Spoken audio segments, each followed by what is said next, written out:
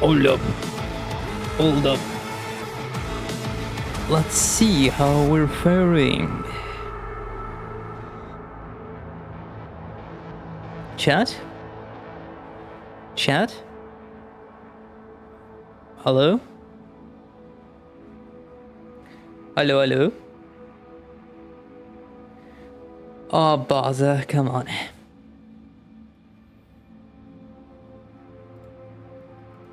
Streaming Cyberpunk Pacifist plus no Cyberpsychosis run on twitch.tv/Acethecrow, making that an event. Yes, I am explaining to you live in chat what I'm doing right now. Give me a sec. That'll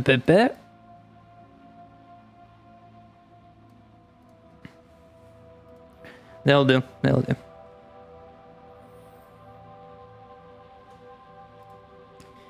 Hello everyone, it's me, your man, Acethecrow. Welcome to Cyberpunk 2077. I'm your host, you know, your guy, and I have a really special announcement today. You see, one of our hosts, one of my co-hosts specifically, finally regains their voice. Bert, you are welcome to go back in the fray. How are you feeling about this? That's great, that's great. He has a bit of a delay, but he's doing better than ever. He's doing better than ever. Ain't that right, you little scoundrel? No need to go to get that political, Bert, but alright.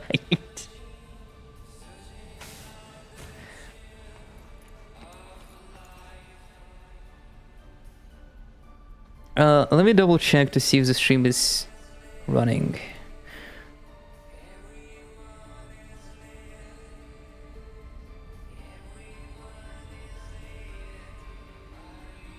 No, I don't want to... Unpog. There we go. Alright, welcome back to Cyberpunk. I have not done a little bit of... Actually, let's do character customization next.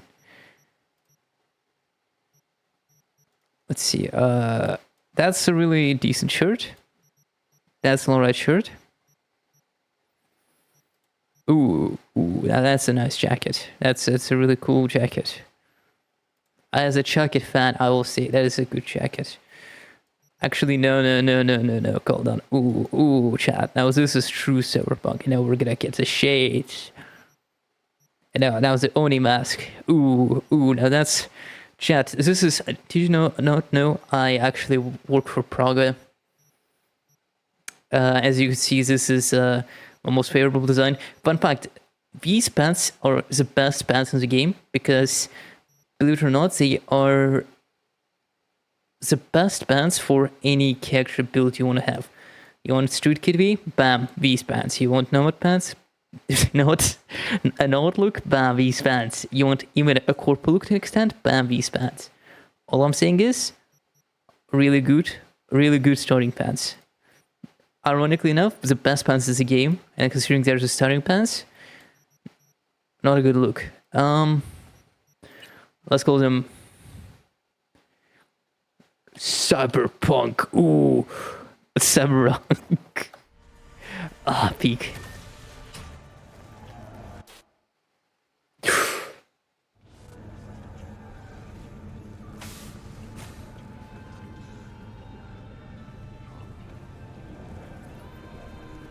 Now, chat, before you say anything, that's a bug in the game, and I am unable to do anything about it. Sometimes when you go photo mode, it'll just flash your nudity for a sec, and there's nothing you can do about it.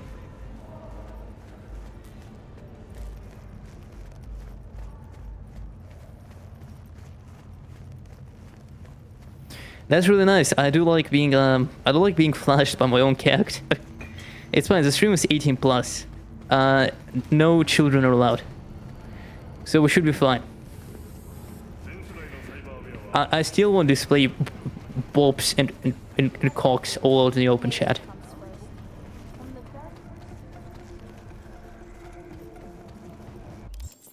Nevertheless, let's get to the game. We still have a few gigs for Regina to do, so let's get to them. And I remember now I was a little bit afraid to stream this game. Oh lord.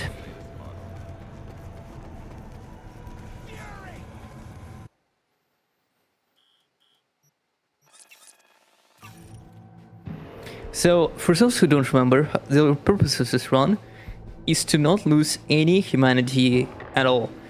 To lose humanity, you either need to activate Cyberpunk, let's say like Berserker Stan Devistan, or get me this, or you kill people. So, not only I must do the game without any murder as much as I can, unless I'll be legally binding by the game to do so. But I also must not use the majority of cyber presence in the game. So we'll see how it goes. I do have a build. Net running will be the primary strat to deal with this. So we'll see how it goes.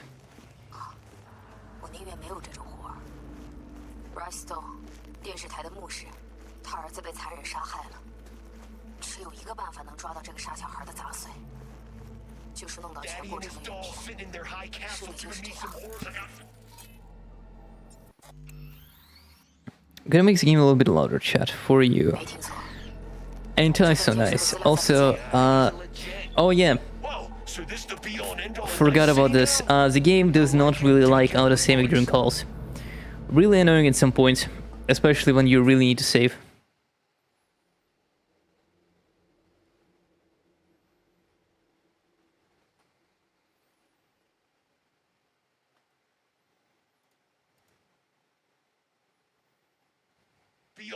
A nice city now? Or Barack. Let's go. Turn off. Ooh, pro netronic strats. Ooh, pro netronic strats. I threw a grenade.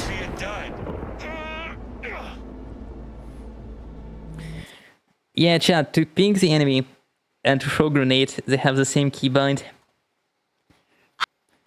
Bert, I know skill issue, but let me complain. Thank you, Bert. I always have your back to talk me shit every single time. God, I hate you. Why do you have your voice back?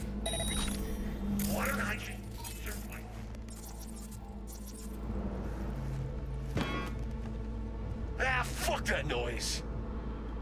Hey, no swearing, chat. No swearing. We are adults here, so no swear. Come on.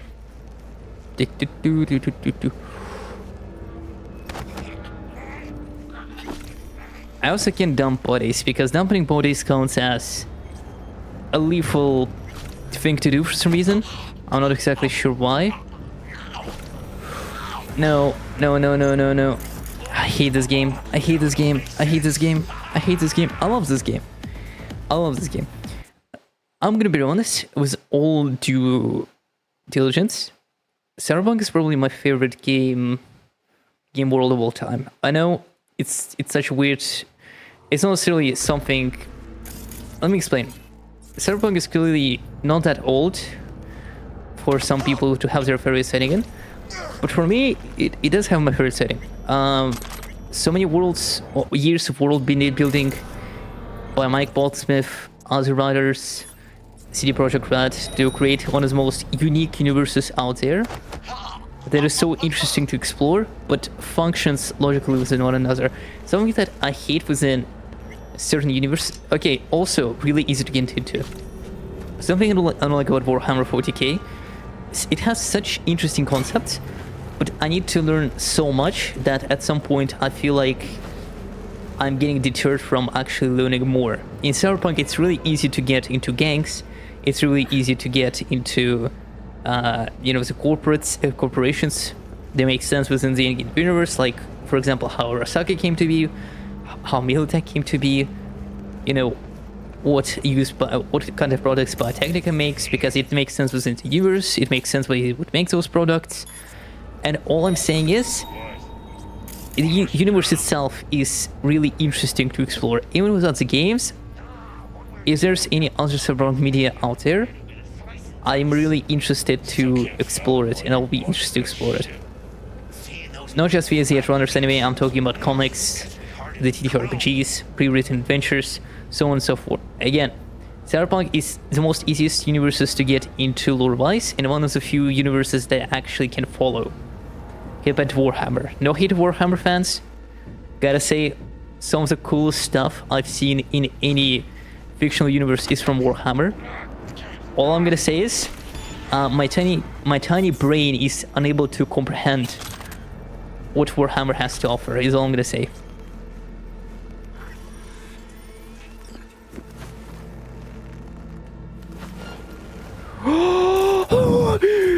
Calm down, Jesus Christ. I sounded like I saw my mother dying on the streets. I saw someone like hit a family member with a car or something. That did not warrant such a loud reaction. I had a reaction akin to seeing someone like being shot right in front of me.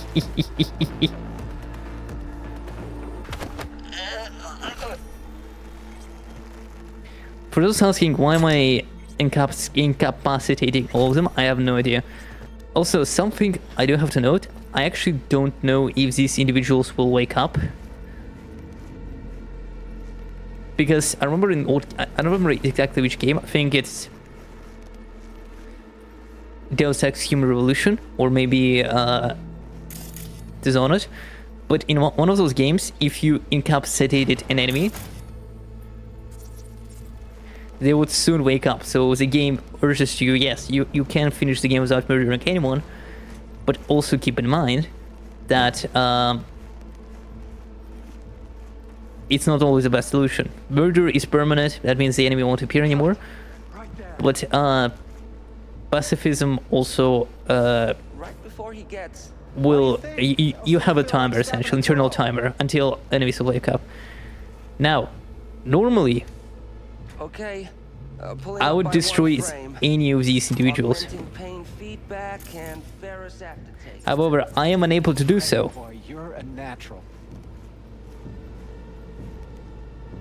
So I'll leave. I actually never spared these two. They essentially record brain dances of the deceased and later sells on the black market as essentially snuff films, but like from the first person perspective of either the victim or the murderer, killer, etc.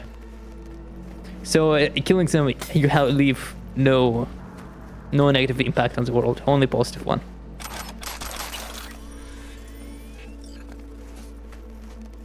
Hello.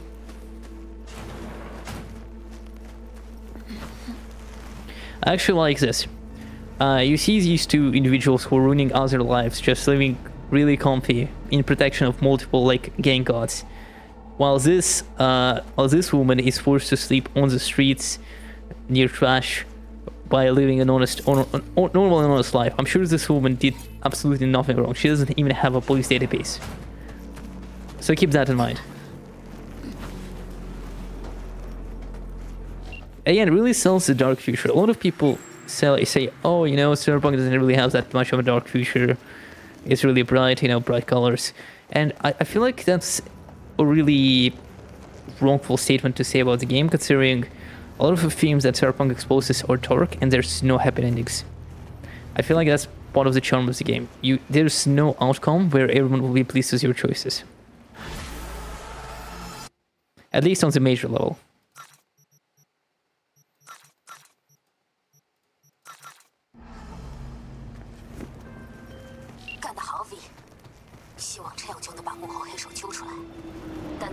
I actually tried to do a pacifist run on my ever first Cyberpunk playthrough.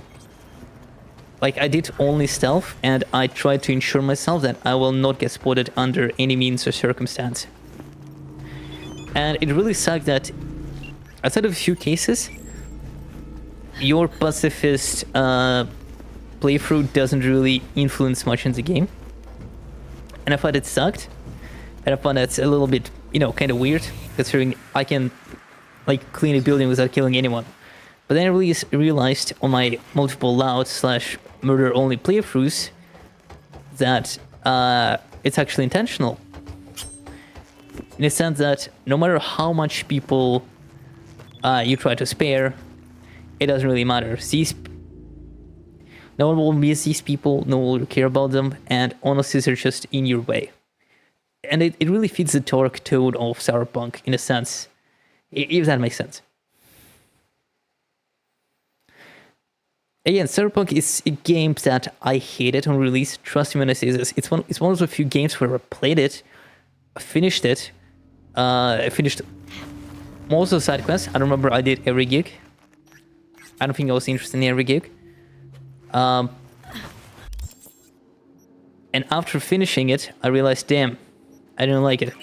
Then I think 1 or 2 years later, before the 2.0 patch, so keep in mind the game wasn't even in the freshest state, in the best state to be exact.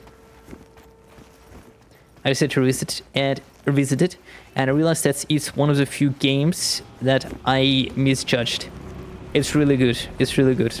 All thanks to a buddy of mine called Galbinger, who was interested in replaying Cyberpunk, and I am really thankful to him that he recommended me doing so, because from that point I think I rediscovered the passion from the series. And once 2.0, I played the game in 2.0, it was peak, and 6 months later I picked up Phantom Liberty, and let me tell you this, Phantom Liberty is honestly one of the best experiences in gaming I've ever played. If they will make a sequel, I want it to be just everything they did in Phantom Liberty, but increased by 3 or 4-fold. 3-fold will be enough. 3-fold will be enough. It was that good of a DLC that just 3-fold will be good enough for me to experience a new title by CTPR.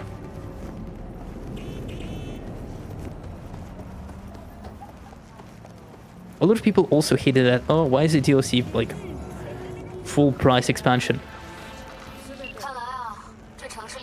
That's kind of messed up. Yeah, ask for Mark Hamilis. Okay, cool. Chat, no, listen, all you do is you go here, you go here, you go here, you pay for the hotel, you go here. Regina, something I hate is that they talk too much. Not just Regina, fixers in general. I feel like my least favorite fixers are Regina. Not due to any of her character flaws, she just have too many missions, especially Cyberpsychos. Next is Wakako. She just has a really displeasing personality, and she is one of the few icky yucky fixers in that city. But the worst one is clearly Dominic. He has 5 missions, and I don't remember any of them. And he got city center, keep that in mind. You have a city center, the most interesting location in Cyberpunk, and you only have 5 missions. That's kind of ass. I'm not even offended. Oh, that's hard, chat. I don't know what to say. What do you think about this? Yeah, this yin and yang, something that annoys me in Japanese media. I don't know the answer to this, but I'll still point it out. In certain adult works in Japan, animated ones specifically, they try to center the top of the member, the man's member. And I honestly don't understand why specifically that point is the tip. I think a person can safely say, what is this plane? Oh shit, what could this shape be? What could this be? I couldn't tell. That's so weird. I'm not saying I'm an expert. I'm just saying that I know. We've all been teens, chat. No need to feel bad about it. Stop! Not one more fucking step! Who put out the hit? Give me a name! Here to warn you. Anna, drop this investigation. It's in your best interest. I really have That really a nice threat? nails, chat. I'd remind you, you're the one in the fucking crosshairs. Just want to help you. Hey, easy. I just want to help. Help? Phonic implant must be fried. I think you men intimidate. Just to end your investigation. I'm gonna say that I actually fear long pissed nails. off the I'm gonna wrong talk about it in a Which bit. people? Tell me what fucking people! Your body should say Buddies NCPD. at the NCPD set you up. Fucking... I... I'm gonna make this game a little bit quieter. fucking knew it! Robert Kowalski and Bill...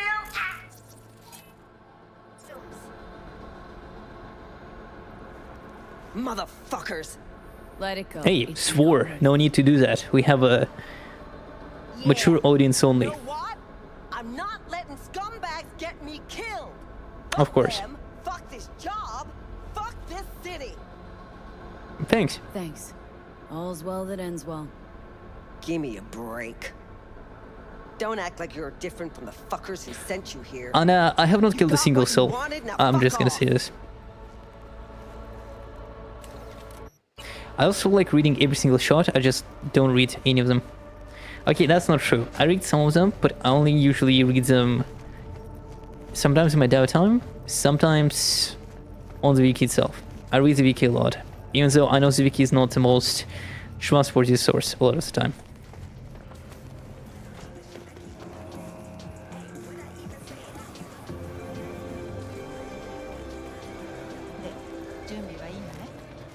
I don't know if the game slows down as well. You can clearly see that the game does not run at the performance I want it to run, and it's something I am unable to comprehend why.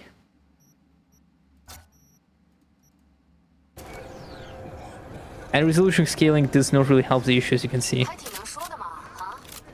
幸好这事儿顺利解决了。 So I honestly have no Scooby-Doo as to why it looks this way. This is the best I can do, so just vibe with it for now.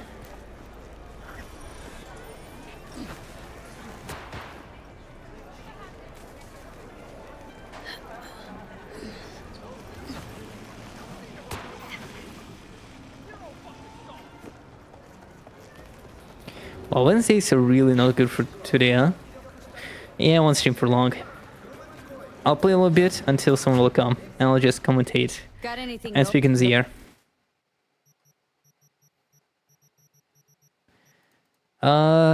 Scooby-Doo, what you got for me? Speaking of which, I do have to check my quick hacks.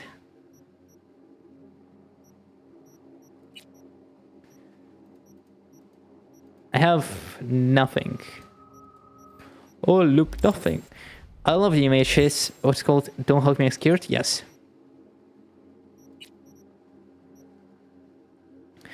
A really whimsical series is all I'm gonna say.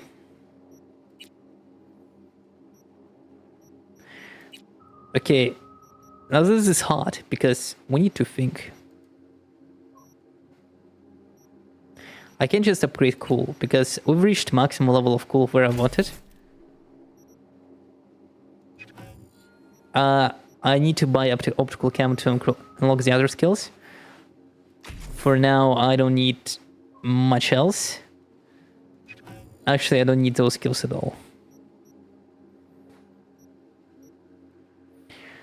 So my best bet is we're gonna go with Netrunner.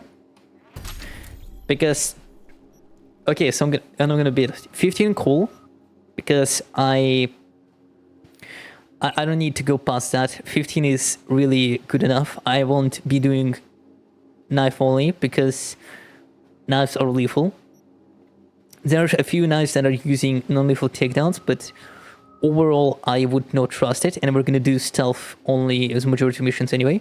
Guns, self-explanatory, lethal, majority of them are lethal, and even non-lethal ones I'm not really sure of. So what we're gonna do is we're gonna go with intelligence, quick hacks first and foremost, because there's a quick hack that neutralizes an enemy without, you know, belongs to your internal cortex. And maybe also smart weapons, because there is a specific gun that will really help us on our little journey. Now, next up, so 15 intelligence, because I don't think overclock will be good, because maybe 20 just for this skill. We'll see. But let's say 15 for now. 20 in body. Specifically, we don't need finishers. We need pain to gain. To the point where we unlock the adrenaline rush, and to the point where we become, really unstoppable. Because health is the most important priority in Cyberpunk. A lot of people say, oh, health is not as important, you just quick load. On very hard, enemies are really quick to kill you. So it's really important for us to get the best of what we can. Next is reflects technical ability, but we're gonna go with most of the technical ability, because that will allow us to get more cyberware, and that includes more protection cyberware. And trust me when I say this, it's very much akin to body stats. It's really important. No. So we're gonna say Ace. What about reflex? It's like the most fun stuff in the game. Mobility. It's nice. It's cool. But aside of just mobility, we don't really need it all that much. Reflexes are fun, but not that fun in my opinion. So we're gonna go with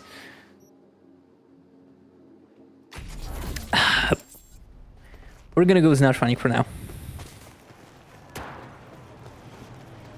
We're doing the Batman build, chat.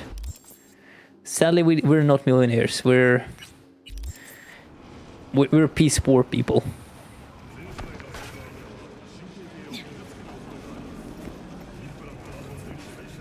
There's a little. I think Batman is the most fun hero to write about, because if you want to set realistic stakes or unrealistic stakes, like Superman level threat or like the Jonkler level threat, Batman is like your #1 pick, because you can write him however you want depending on your fic. You can even make him weak at the start and then doing like dealing with cosmic threats on the regular.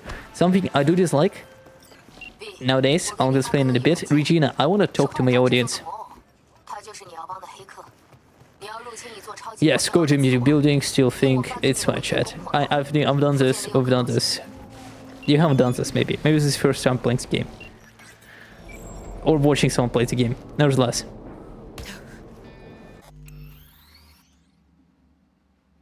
Ooh, I don't like that. Too big of a face. Nevertheless. Cyberpunk. Easy game. What was I talking about? I already forgot. Yeah, Batman is like the best hero to write about, because I have a feeling that I have a gripe that a lot of people are like, oh, I have Darkseid to deal with, and we need to like buff Batman up, give him super attack to deal with. I'd like him to be in the backlines and just giving commands, like saying, oh, Justice League, I can't really be efficient here, so best I'm gonna give you like some inputs, some backups, my personal inputs. I really like his Darkseid interaction, because it's not him actually fighting Darkseid.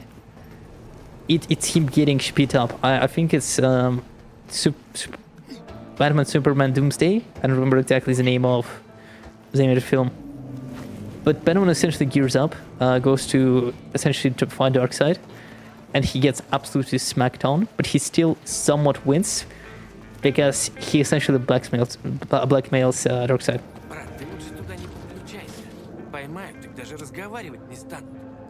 Last time I checked, server's ours, not theirs. Damn. Yeah, so? Still don't know shit about I like how many different types of people live in Cyberpunk universe, with different implants to showcase themselves, with different, outfits. As much as, I don't know, it's just interesting how many stylizations Night City itself has. A lot of people want to go past Night City in the next Cyberpunk game, Cyberpunk Orion. A lot of people don't want to be inside Night City. I think Night City still has a lot to offer. And I'll simplify. I'm not necessarily saying that you shouldn't allow people to traverse to different areas, but Night City has always been an important part of Cyberpunk. But I don't know.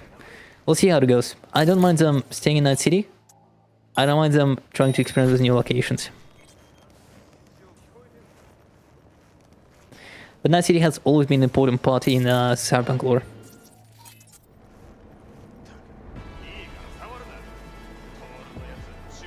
I sound like a nerd to some, and I understandably why, but it's something I am interested and passionate in.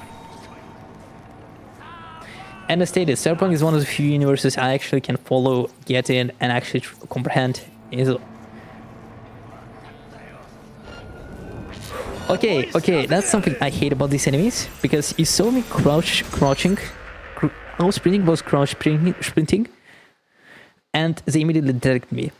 That is just undeniably balls, because I could have easily went behind them, groped them, choked them, and later incapacitated them, but the game didn't allow me to do that. Kind of a cringe, chat.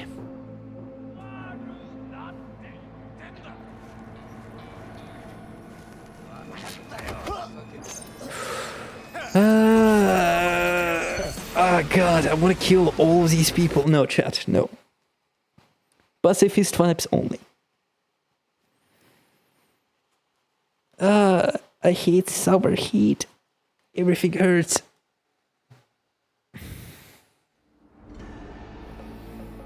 Summer was my favorite season back as a kid because, you know, it was summer vacations. You could do anything, a lot of fun to do. You had like 3 years to yourself. 3 years. What do you mean 3 years? 3 months to yourself. You know, whatever you wanted to do. And these 3 months were like peak because that means no school, you just had fun. And now summer as an adult is arguably the worst month for you because you still work, you still have responsibilities. Arguably some of them are even more urgent than like winter, summers, or spring's responsibilities. And the worst part of all, really hot, so you have to sit like not in a building most of the time, unless your job involves you sitting on, let's say, an open area like a beach. Then obviously, you know, other months are more preferable to you. But I digress. And bugs are the worst. Mosquitoes, as was stated multiple times, are the most unnecessary animal in the animal world. Well, it's mostly a bug, but you know what I mean.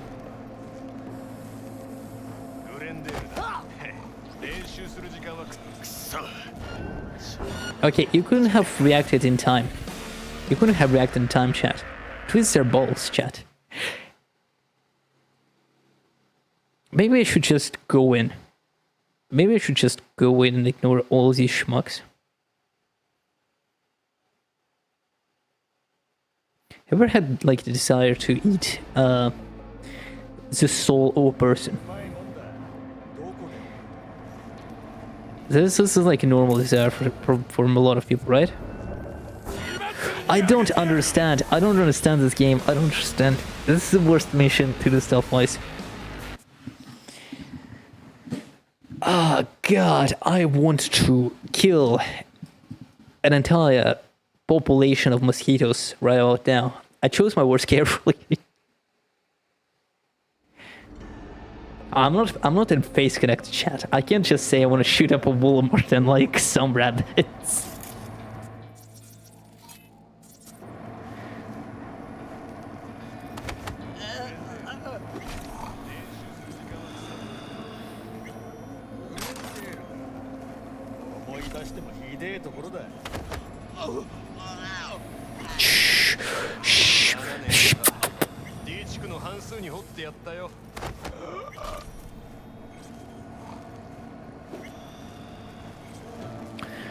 Peak. Okay, that's really good.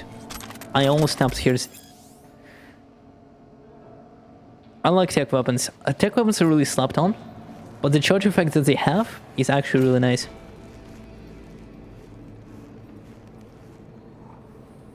Like, actually, the most slapped on weapon in the game. Pleasures of that city, chat. Poggers.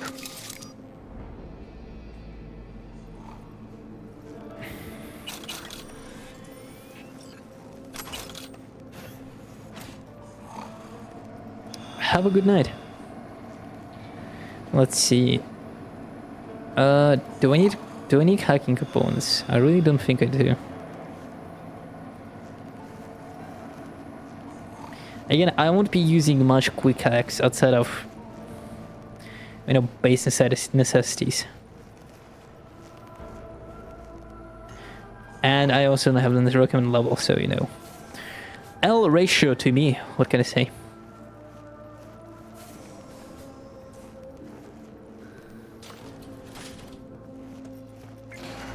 I really can't wait for Cyberpunk. I will wait for the next Witcher game, because I still like CD Projekt Red, Witcher's take on the universe. And I don't like Witcher 3. I don't want to play Witcher 1 and 2, they're just too old for me. And I know Witcher 1 is not that good of a game. 开心，所以你能拿到钱，大家都开心。委托结束，谢了 V。 No problem, Regina Jones. The fixer of Westbrook. If they're gonna make Cyberpunk Orion, here's the thing: they can do a lot of potential. I don't know what they're gonna do. There's a lot of potential for what they can do, but my best bet is they're gonna go in the year of 2080 potentially, because they did a few setups in the tower ending of Cyberpunk 2077. That was brought in with some Phantom Liberty.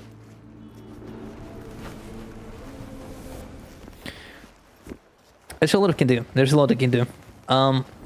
Just depends on what they will do.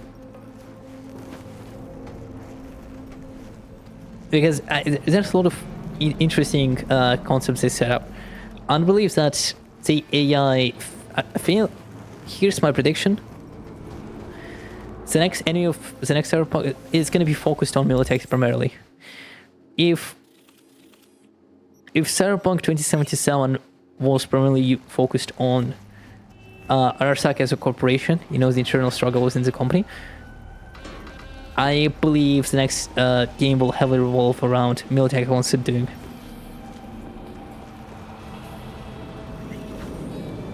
And it might end up on a trilogy, and I have a good idea on what they'll end up on.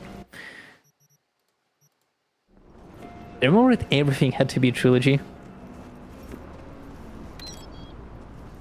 Like, oh, you make 3 films? Yeah, it has to be a trilogy.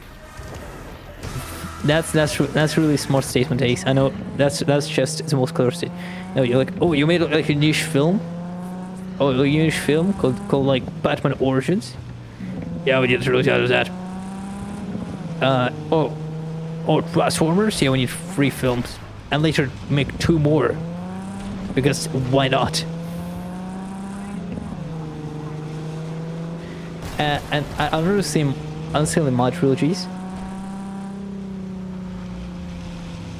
Because I feel like it's if the follow-up of 3-act structure can be really cool if it's done well. Like Lord of the Rings, 3 books, 3 films, perfect amount. No more, no less, perfect amount. At beginning of the journey, the end of the journey is rising action, setting up the conflicts, preparing for the quote-unquote final mission, final assault. Have fun. Chat, it's their gang violence, it's their gang violence. It's called gang violence because gangs are participating in it, alright? I am really big.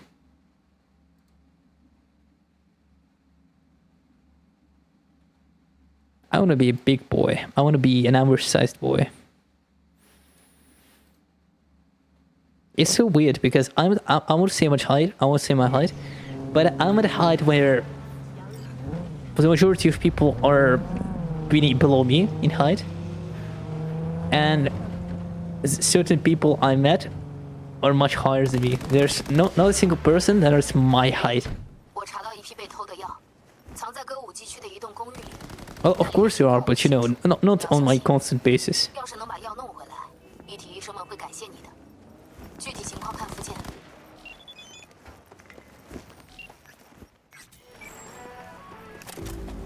It's killing me lately. Got all these red bumps sprouting up too. Go digging in petrochem trash, what you get? It's all radioactive out there.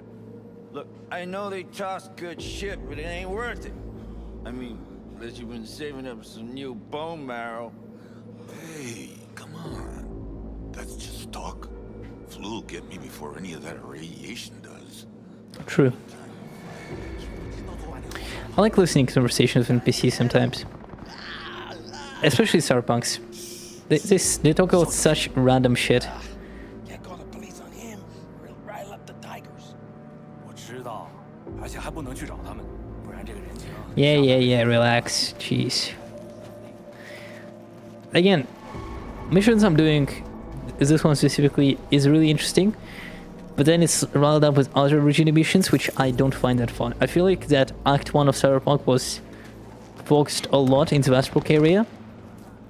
And then they had to... deadlines were piling up and they had to really speedrun the other missions. Because you can play the Act 1 of Cyberpunk for a very, very long time until you're forced to proceed with the story.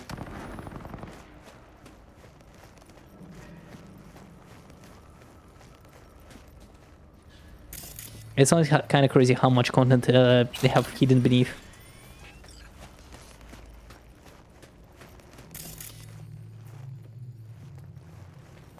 Oh shit, gonna shoot parkour!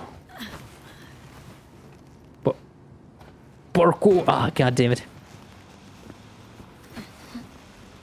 I really want to watch The Office. I just don't have anyone. Like, here's the thing, I want to watch a lot of series, but I have no one to watch it with. But at the same time, when I'll see someone watching a series with me, I'll be like, I could have been fishing, you know.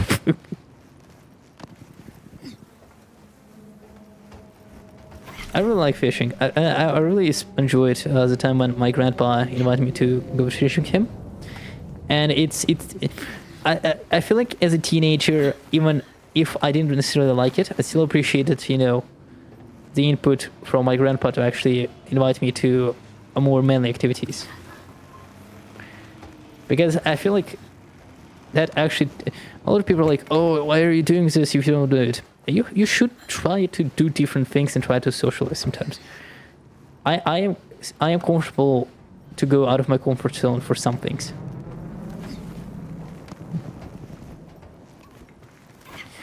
Because who knows, maybe you like it. Because I grew to enjoy fishing a lot as time went on.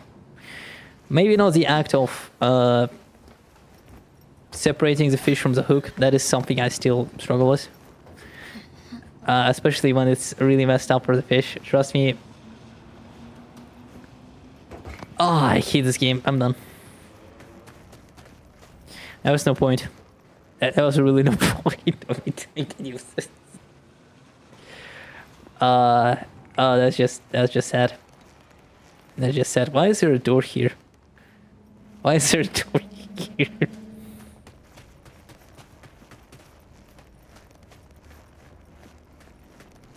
Anyway. Stop! Yo. Sure. Hello, William Hare. What's hairing you today? Careful with that trigger. How did you find me? Fixer sent Here me. by contract from a fixer. Nothing personal. Hand over the stolen meds, and I'm gone. Stolen? The bale of Paradol doesn't work. So who's stealing from who? Who? You. Ripperdocs. They're the real criminals. Of course. Paradol? For cyberpsychosis? I'm not fucking crazy. Easy, easy. Shut up! Go away! If it doesn't work, give it to me. If they're of no use to you, they don't work. Just hand them over. You're the same as them. Rippers, politicians. The same as that fucking Holt. I could think of a few differences. Shut up! That bastard he stole from research. He doesn't care about the sick. But soon, I'll find him. End him.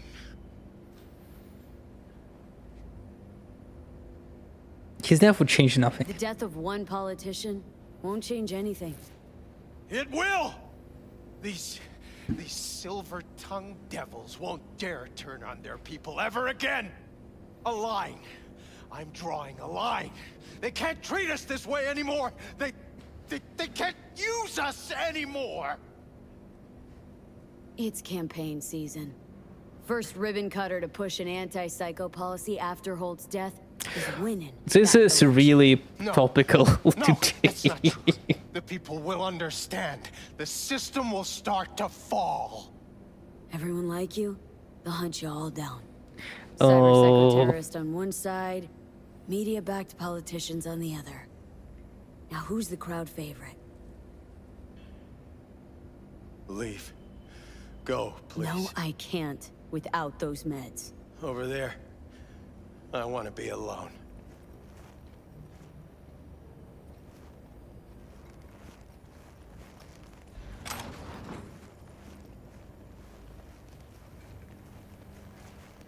Well, I try my best. See you around, man.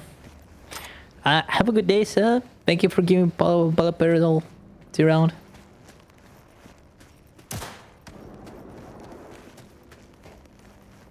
Oh, that's unfortunate. Oh, that's unfortunate. Did you drop any guns? No. Does that count as a kill? No, because I have not killed them. Good.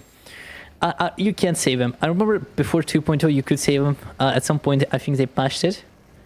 And I am physically unable to save him.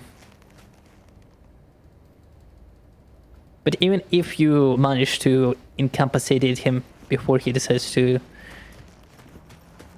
commit to the deed, I think it's fair to say that he would do it anyway. Really speaks of... Again, this is one of my favorite quests. It's really quick, it's really short, but it gives you an insight onto the world of Cyberpunk and, you know, the sad state of it. People who need medical help don't get medical help. The majority of cyberpsychos you'll face in Cyberpunk, you'll quickly grow to learn that most of them are just average people, average folk. Not like super real criminals, just majority of them are average people, or people who get a short end of the stick.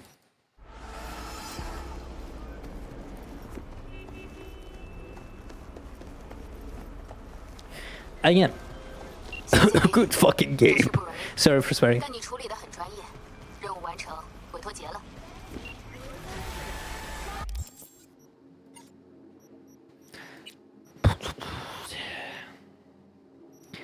Ooh, I need RAM recovery rate.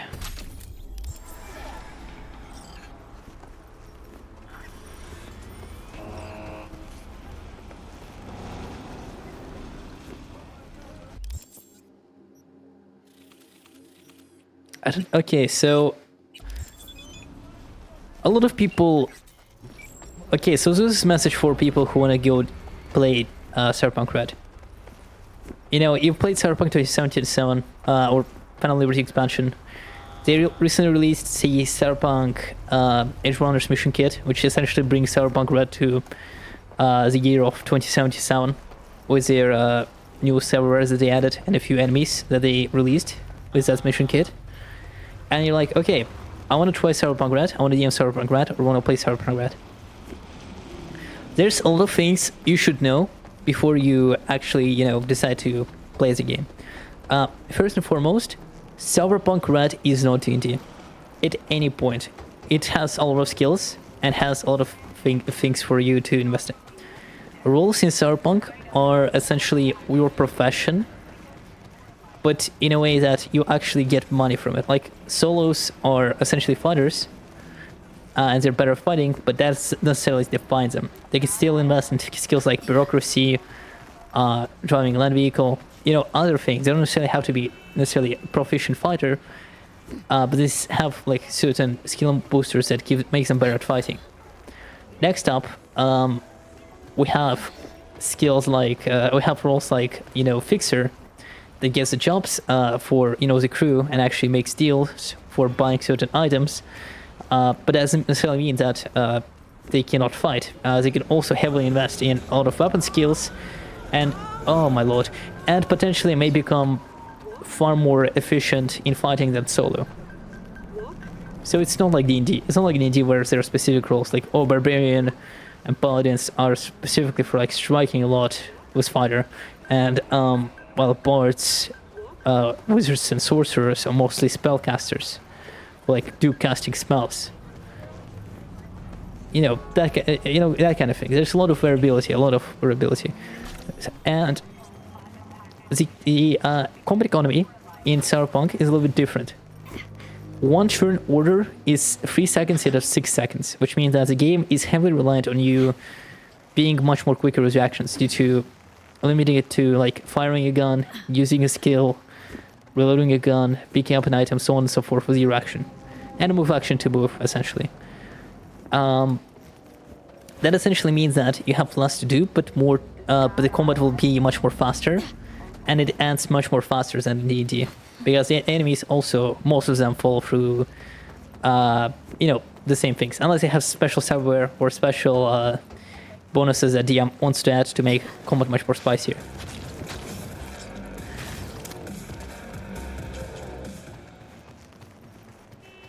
In that case, here's my best analogy. Don't treat Cyberpunk Red when going into it as a D&D type of TTRPG, but treat it like XCOM. XCOM is a game where you have only two things: moving and shooting. Only two actions, actually: a move action and a shoot action. That's all you have combat-wise. And dying in Cyberpunk is really, really easy if you're really stupid, or if the encounter is purposefully a little bit unbalanced on your side. But also the luck may be on your side, and that depends. And in XCOM, combat usually is determined based on you using your surroundings and using your best action economy to the best of your abilities, because the action economy both for you and the enemy is relatively the same. You can move, you can shoot. That's the thing. That's the same thing. So if you want more example of how Cyberpunk Red's combat, I don't know what happened. If you want a better example of how Cyberpunk Red's economy works, I didn't do anything.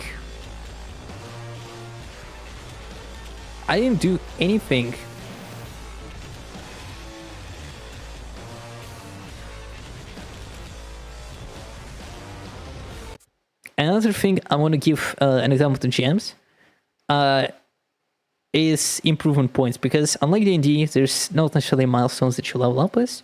You level up with improvement points, where a DM gives you like from 0 to 80 per session improvement points, which you can later invest on skills, your role abilities, to later level them up. Do not go above 80 IP per session when awarding the players. 80 IP should be the max for the entire group. My personal economy from now on is 20 IP if nothing like major cool happens during the session. 40 IP is if something notable happens, or the group did something cool or unique. 60 IP if they almost finished a mission or like in a major combat encounter, or finished the missions. And 80 IP I think if a major story event ended, or they completed something really, really cool, or they finished a certain arc of the story. That's my IP allocation, specific recommendations for Cyberpunk Red, especially for people who want to go there. Also, while the rulebook is more of a guide, I highly recommend you to stick with the rulebook and the rules it presents before you go into divulge into homebrew.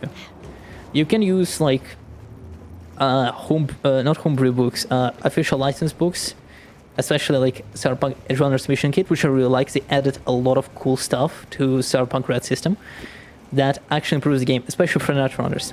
If you want to be a netrunner that actually does as cool things as the netrunners do in Cyberpunk 2077, I highly recommend you to please check out Cyberpunk Edgerunner's Mission Kit, or at least what they introduced for the netrunners. But yes, if you're gonna go with vanilla netrunners, I'm gonna say you won't be as cool of a netrunner mage than that you expect to be.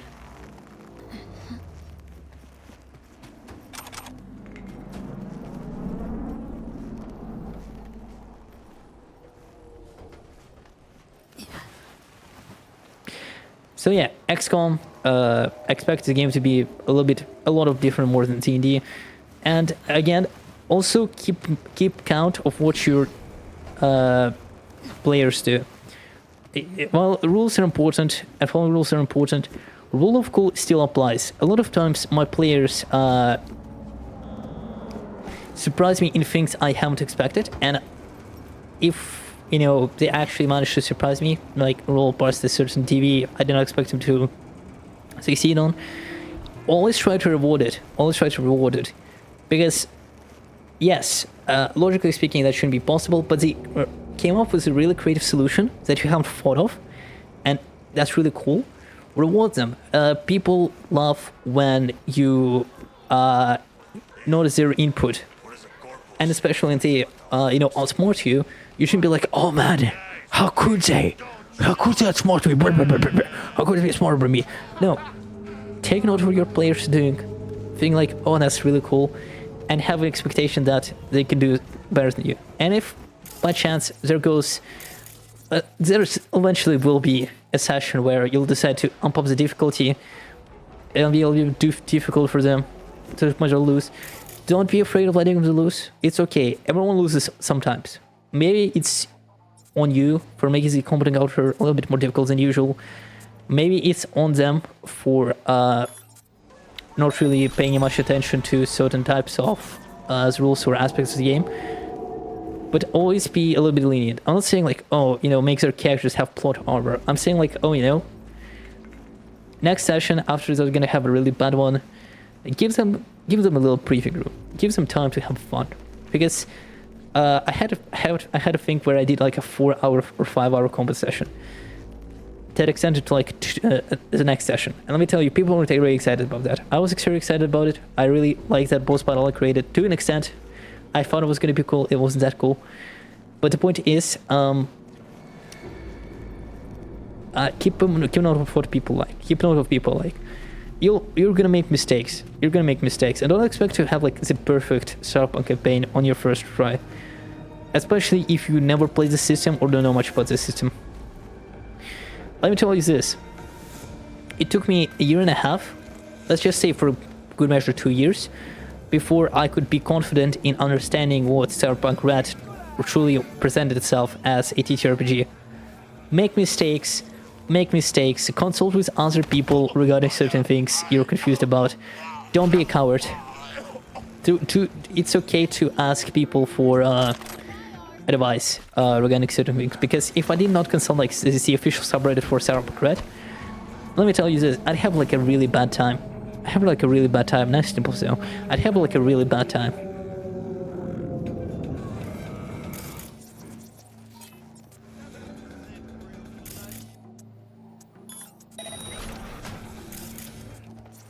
It's kind of lesson that teachers give to students, essentially saying there's no stupid questions. And the truth of the matter is, there really aren't any stupid questions.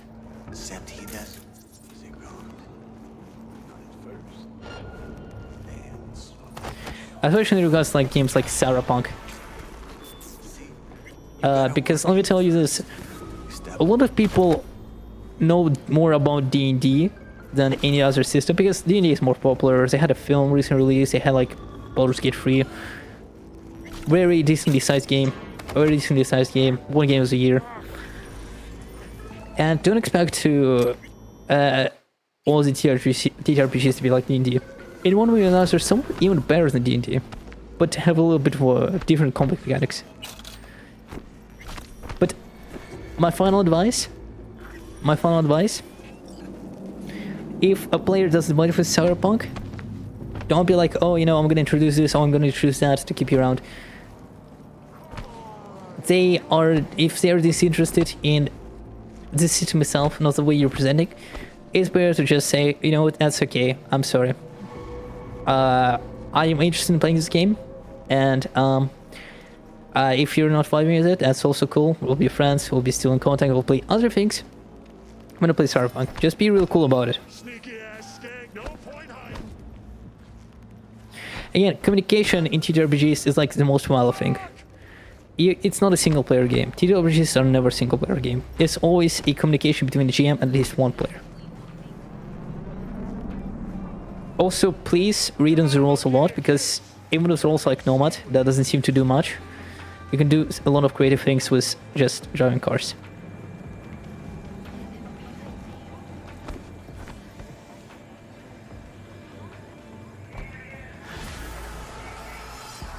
Did he die? No, we're good. 目标搞定了，差事完成。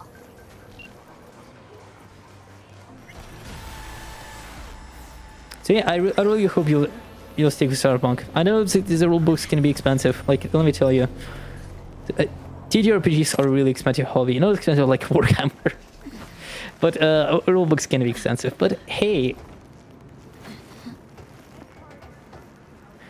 one final piece of advice. Sorry, one final piece of advice. If you'll have no interest, if your group will have no interest in playing, and really want to play Cyberpunk, you're willing to GM it, feel free to try to find other people online, and try to find people who seem chill.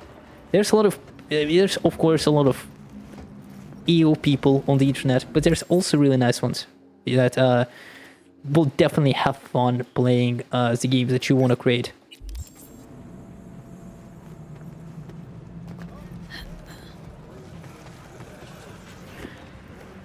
And who knows, a lot of people I met online via TTRPGs are some of the friends I'm still staking around and talking to nowadays.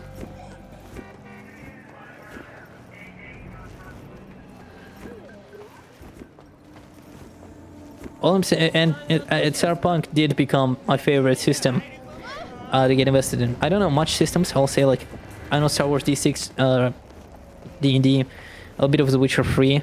No, sorry, The Witcher 3. It's my habit to have the 3 at the end of The Witcher. The Witcher TTRPG and Cyberpunk TTRPG, and Cyberpunk does beat them a lot, but that's mostly because due to my involvement in the universe. So it just comes from place of bias. But it does do a lot of things. Like, if you want to do even an XCOM campaign or a military campaign, I knew a lot of people who did like a Call of Duty World War II campaign using the Cyberpunk red rules. Yeah, because it does use a lot of Mortal Kombat stuff. It does add a lot of variety. So, you know, if you want to play like more RPG close to our times, it's RPG close to our times. Cyberpunk Red, your thing. 你好，阿伟，我有个客户脑子不大灵光，惹了大麻烦。 Oh, that's one of the easier missions. This one is one of the easier missions. I really had a hard time finding where he is. On my first 3 runs of the game, it was really hard for me to remember where this guy is. But for my boys and girls and they them, 1, 2, 3, 7. 빨리 좀 하면 안 돼? You Huangbo? 그래. 근데 다들 날 치타라고 불러. 내가 또 치타처럼. God, I'm gonna wear a choker. Sadly, I don't have the body fit for that. Okay, Cheetah. Whatever. I don't care. Long as you're good for it. How'd you get here? 야, 차 타고 왔지. 걸어왔겠냐? 이 근처에 주차해뒀어. Let me do the driving. Oh no, chat. He has the same hair as me. No. No. I don't know if he will change. I can't do this. Stand still, kid. I'll be right back. I can't do that today. I can't do that right now. Kid, give me time.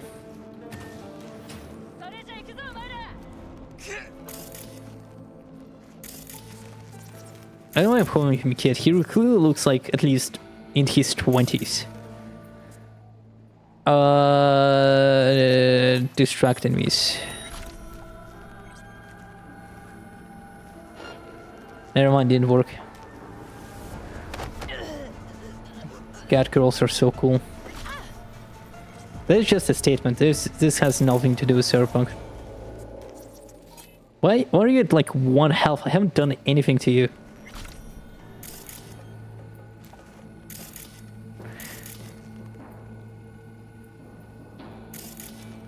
Nice one, come on. Distract enemies. One thing I respect for Cyberpunk doing is that you'd think. I'm glad the companions aren't detectable by enemies. Makes the game way more easier. In a good way, I don't trust me when I say this. I don't want to fail a mission just because my little guy was spotted out of the random. I'd honestly hate the game if like companions or like escorts, people you have to escort would just randomly get spotted. Oh lord. I don't know what happened, but see you around.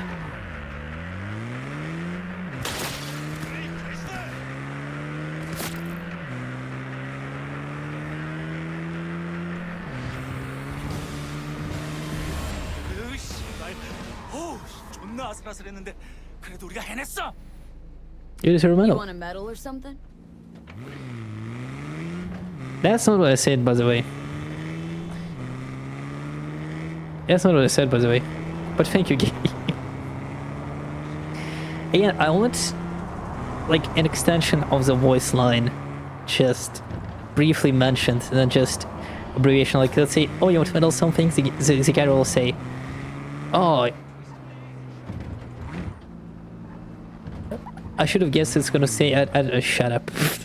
You know the point I'm trying to make. Being a dialogue options and being a little bit different than what you expect it to be. 너 가면 내 콩팥 떼가고 그러는 건 아니지? Reggie hired him direct. Ran the spec herself. 알았다고. 내리면 되잖아. 그리고 모텔에서 도와줘서 고마웠어. Is it me or is the lip syncing really good for this game? Like it's clearly visible that the words he's saying in Japanese are matching. I hope it's Japanese. I may be wrong in Japanese. I hope I'm just guessing. I may be wrong.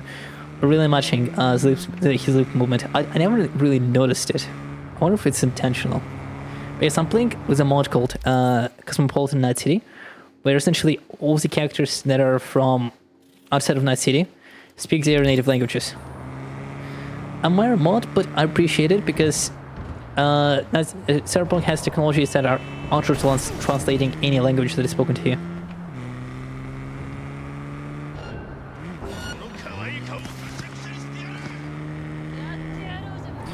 That's really cool. That's really cool. That's a really cool mod. I'm glad they actually implemented it because I've stated before, but I'll be the yapping king today and will tell you that I love Tekken. I love Tekken. Not just the games. I'm not really good at fighting games, but the universe itself, because every single character in Tekken speaks their native language. English characters speak English language. Characters from Japan speak Japanese. You know, Italian characters speak Italian, so on and so forth. It's really cool. It's really cool. I really wish more games did it.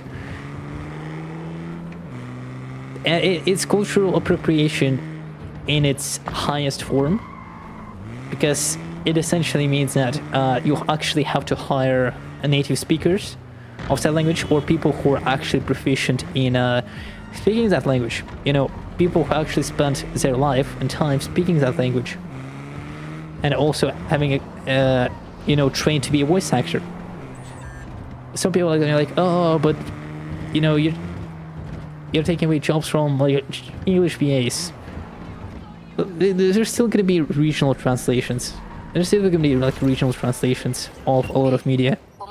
There's a lot of shows to work on. It's something that annoys me to my core. Like, oh,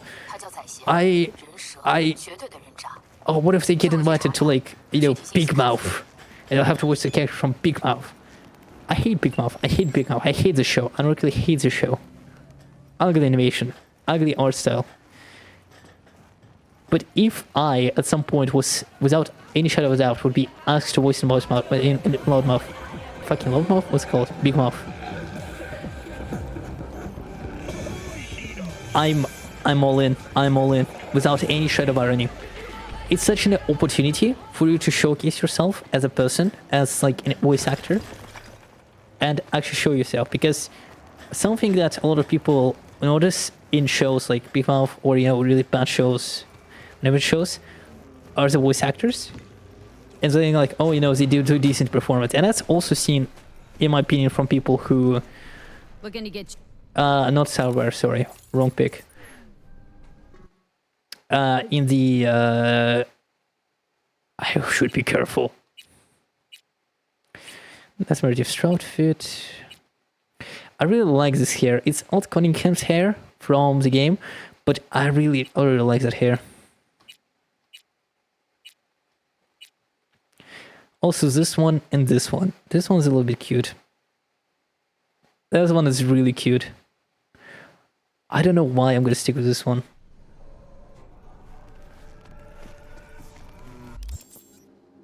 Ain't she a cutie, chat? Come on.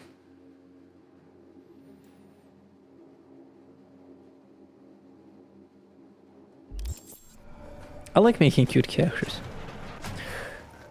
I don't know why.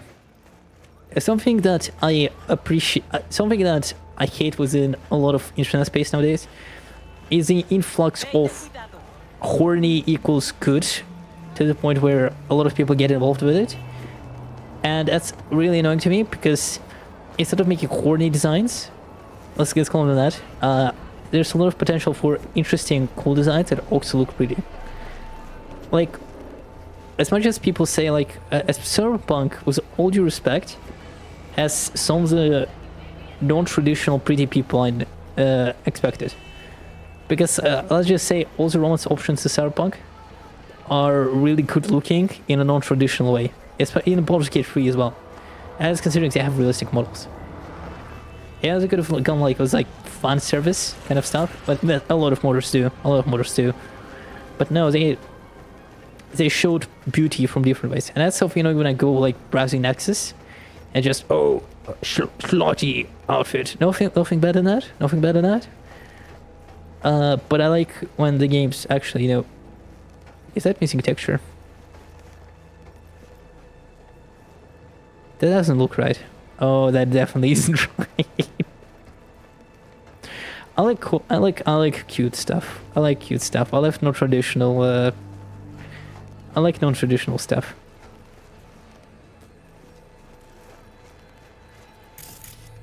You have a chance to design a character who you want to make the audience cute and appealing with. Please, I'm begging you, gods of Olympus, do something cool and don't just follow the horny posting, because let me tell you, it does get boring eventually. Like, I really like Century Chan because let me tell you, they clearly like girls, but their other depictions are really original.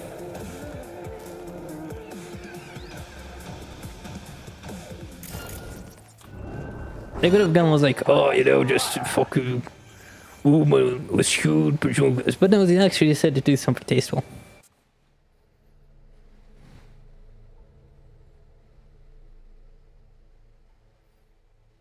All I'm saying is, chat, sometimes beauty is not in bazungas. It's about in personality and how people show that personality. Keep that in mind.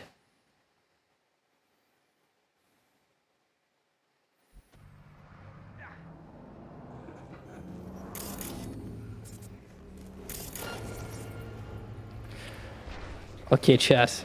I never did this mission quite in any playthrough. I always hated doing quite because I always thought, oh man, this is so boring. What point if I would do this quiet?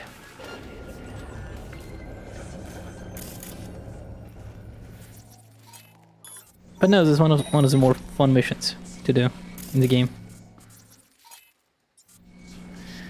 Why am I saying fun? I hate this mission.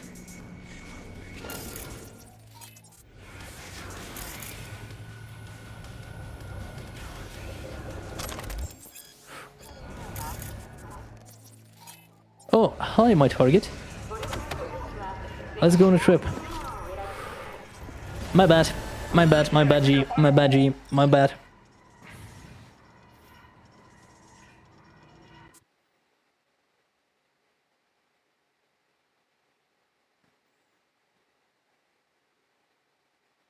How are you doing my EDPs actually? Yeah, good have been worse.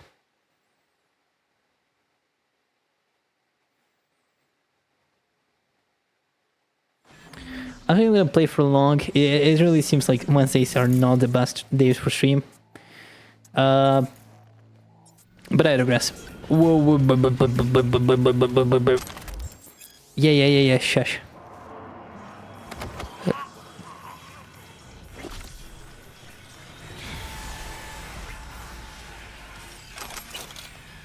Okay, buddy.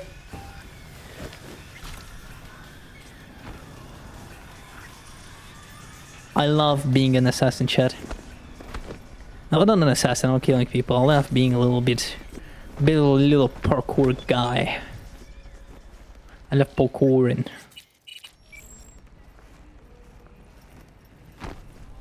I don't think this is even an intentional way. I don't think they intentionally did this. But the design of Night City is so good, and so vibrant, and so full of little details, that you can find a lot of ways to traverse for it. And I feel like that's peak. I feel like that's really peak. Again, as much as Cyberpunk was really rushed game, Night City I have no complaints about. Every single piece of Night City is really fun to traverse.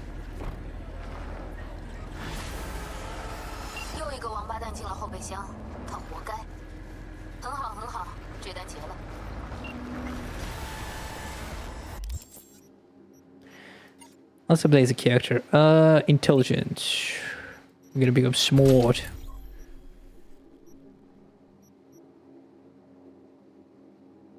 This is really good.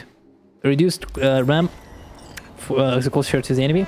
Trust me, it goes far in life. Goes really far in life, especially for 35%. Doesn't seem that big for like minor programs, like let's say ping that requires 4 RAM.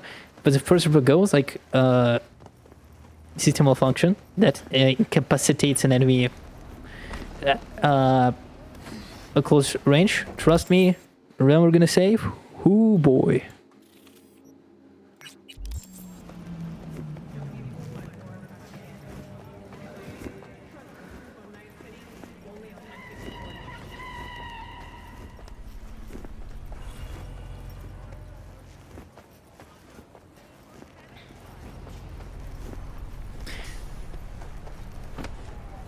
Something I try to not do is keep the stream quiet. A lot of people are like, you talk too much, or the gameplay through. What? I understand, but like, why would you tune into someone who just have it's the same free truck in the background. I do like Cyberpunk's vehicle generation, NPC generation, because some of them do repeat it, and it's really good. It's really good. But anyway. Why are you yapping so much? Why are you yapping so much? Why are you talking so much? What's the point of streaming if you're not gonna share your thoughts or interact with the audience? And interacting with the audience is like the most favorite part of thing. It's something I hate about big streamers sometimes. I'm sorry to be like, small streamer hates big streamers. But it's something that annoys me is that they have 1,000 interesting comments falling up all the time. And they don't even utilize one of them sometimes. That's why people like Sherma really is a big inspiration to me. No, he has like thousands of streamers, and hello everyone, hello newcomer, hope you stay to this channel, hello, welcome to the stream. And something I feel like it's important is interact from the chat. You know, seeing them included. I feel like that's a really important part of the streamer. Nevertheless, back to Cyberpunk. I know I can hijack vehicles. I just like walking in Cyberpunk more than driving car. I really like traversing Night City. It's one of the most fun cities to traverse in. I hate traversing cities like even GTA because I find them to be not that much packed in. But Night City is so well crafted to the point where every corner you go to, it's really unique from the last corner you went to.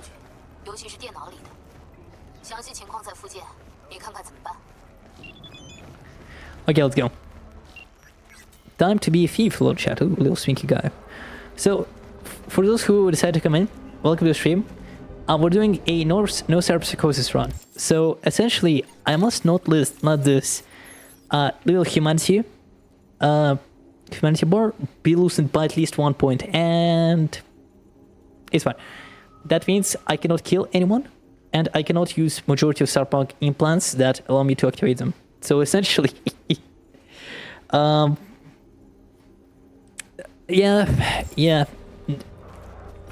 This might be actually the hardest run anyone has ever done this game. Not impossible, will be a little difficult.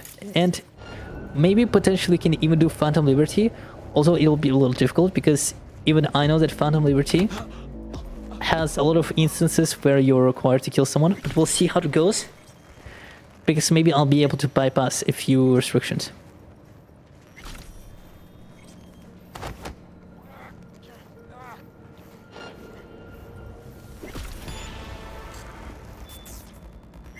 I already, if we're gonna use Phantom Liberty, I already deduced an ending with the best outcome in quotation marks for non-lethality.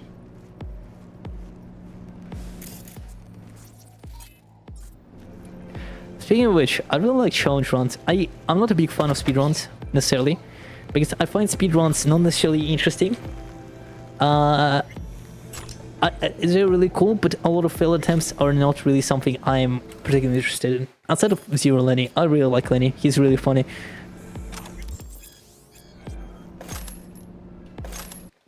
But challenge runs like, oh, can you beat Cyberpunk with cyberpsychosis? Can you beat Cyberpunk as a human? You know, stuff like that. Really fun. Really fun. Challenge runs, God bless them. God bless them, because they actually give you, I don't like challenges where like, oh, I'm not allowed to quick load, or I am Iron Man mode in a game where Iron Man mode is not really recommended. Because you're like, oh man, what are you gonna do? What mistakes are you gonna make? How will that affect like the normal game that I would experience normally? Like the IGN run, doing a run based on the a guide of a certain other person. Maybe they make some mistakes, maybe they actually give you strats you don't know about. Ooh. That's a reference to Smiling Friends, by the way. I love Smiling Friends. A lot of people call it a Reddit TV show. Maybe to an extent it's true, I don't know, I find it fun.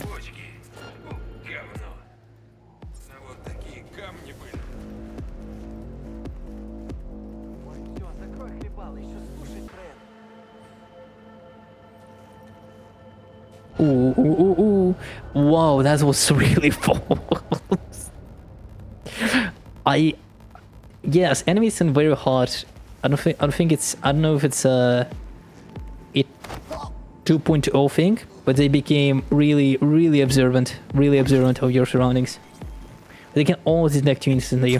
I don't mind that. It actually gives you a little bit of incentive to be much more careful in your movement. I really want them to make like armored mode Cyberpunk, but I don't know how that's gonna be implemented, considering the game is still bug ridden despite their best efforts.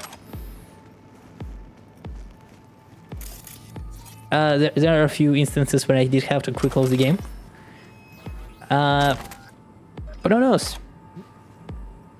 Also, I really like how the game. This is a really cool way. So you see, the game actually shows you an exit through this hallway, and you feel like you just randomly go here because it's where the game suggests you to go. So you go here, and then you see like you're underneath like some sort of like clinic to an extent. You look around, you start running around, you munch around, you go up, and you see this river dock that you can normally go to in game. Where'd you come from? Well, it's just downstairs. Wanna talk about this? I don't know what you saw there. I don't go down there. I don't know anything. They forced me. I'm their hostage. Said if I try to escape, so yeah, I'd be next. you see this doctor who clearly partook in some messed up things, for the lack of a better word, and it's just naturally presented to you through the game, because normally you would miss it if the game didn't tell you to a location, because most players, you baby braids, usually go to the way the game directs you to. You normally would go here. It's really cool, it's really smart from It's on the CDPR. table. I swear. You're lying. Lying. It's your right not to believe me. You also have the right to a discount. Discount? God, I hate What do most you mean? people in this freaking special city. prices for special customers like you, in exchange Forget for. it. You can't be dead. He's not dead. My humanity did not drop. My humanity did not drop. My humanity did not drop. So it doesn't count.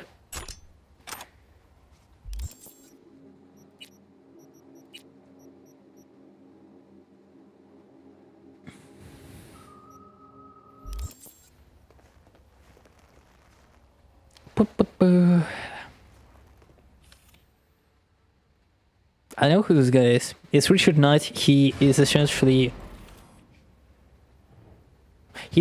the founder of Night Corp. And it's really interesting because I only know that he is him through the internet wiki. And it's a really messed up depiction of him. Let me really.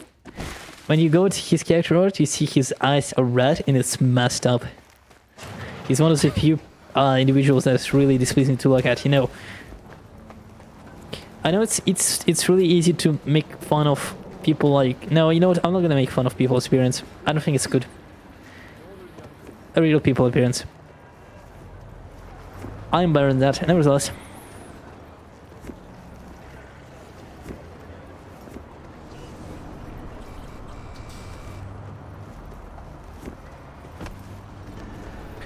You're like, oh, Ace, you just started a point and then quickly forget about it. Here's the thing, I fight within myself internally because I do have flaws within myself that I want to get fixed. And therefore you're like, oh, Ace, come on, why didn't you just continue that thing? I don't want to.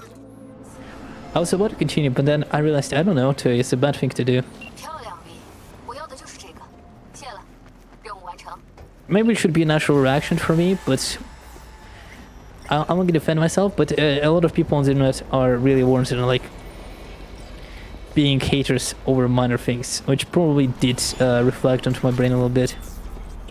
So I'm trying to be a little bit better as a person.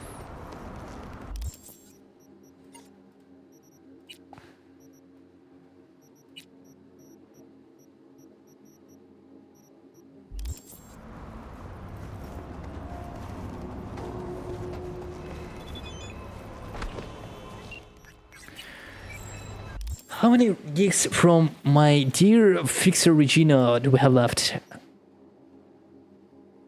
Yeah, we can finish it this stream.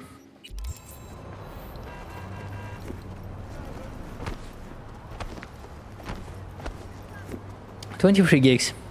For some people it's like, oh, you know, not that much, you know, that could have been more, but like, it's Act 1, and you want your player to go through the story, but you also need to account for, you know, collection is sort of like, okay, I want to go to every gig. I want to go through every like side quest that you present me as before I go.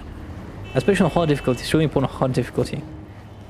And the thing is, my opinion should have shortened a few side quests or just given like a cap at the start of Act 1 for certain side quests. Because I'll be real, at some point it doesn't become that fun. You also notice I don't drive the car a lot, and that's for an actual reason.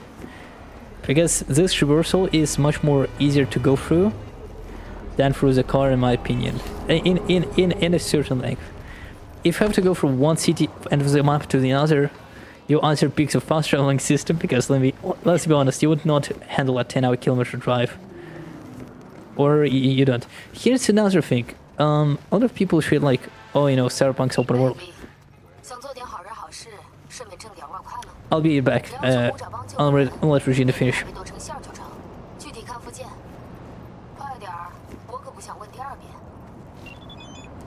Finished? Okay.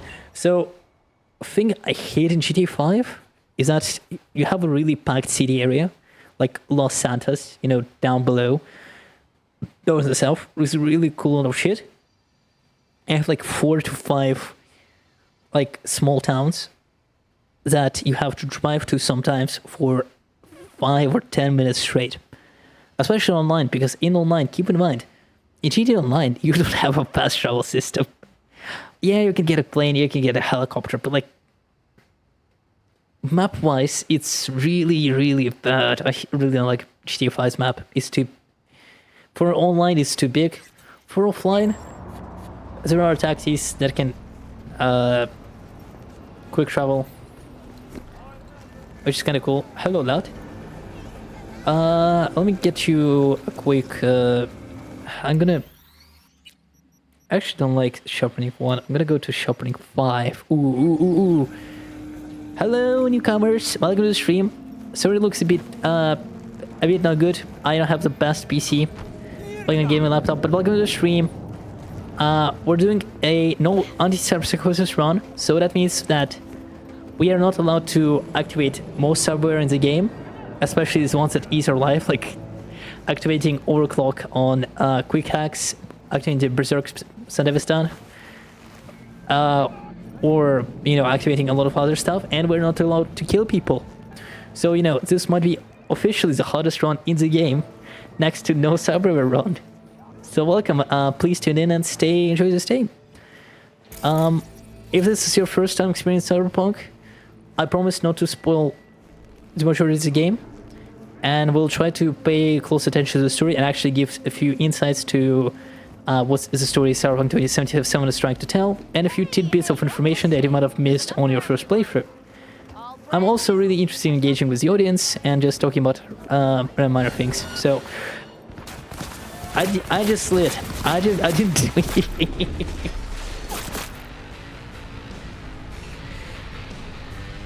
Yeah, expect to see the loading screen a lot of times with only dark ambience and me and Bert talking about minor things. What do you think? What do you think about being detected out of nowhere, Bert? Sucks, does it? So true, buddy. But yeah, welcome to the stream. My name is Acethecrow. I'm what they call a vtuber. I have no idea what that is, so I'm trying my best to figure out what's the thing of the businesses, because I have no clue. And yeah, I hope you enjoy your stay. Fun fact: Terror Close is probably my favorite gang in Night City. Actually, it goes between Terror Claws and Voodoo Boys. It's a really close call. Personally, Tiger Claws are really good because I like the Japanese aesthetic a lot. Not the weeb aesthetic. Do not get confused. The Japanese aesthetic. I didn't do it. I just dashed. I don't. I like biker gangs. I like bikers. I think bikers are cool. Maelstrom are also cool. Like actual cyborg gang, which is really weird considering they're like a starting gang for you to go against. You'd expect them, being implanted so much for them to be a bigger deal, but they're really not. And Voodoo Boys, although not really having that long of an impact, the Southern Voodoo Boys, the Pacific Voodoo Boys, really not.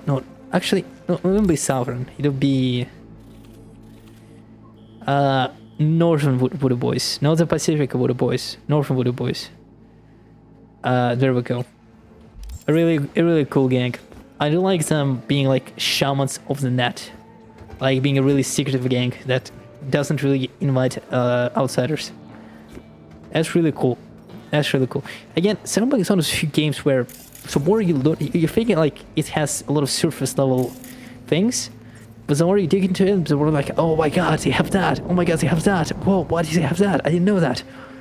And it draws you into this universe that you never experienced. There's a lot of I'll say this, I have a brain deterioration. No sickness, just me watching a lot of YouTube shorts and just a lot of short-term content that made me having a less attention span. But so that's why with more complex universes like Warhammer, I have a little bit of a harder time to keep up with the games. I'll be straight up honest.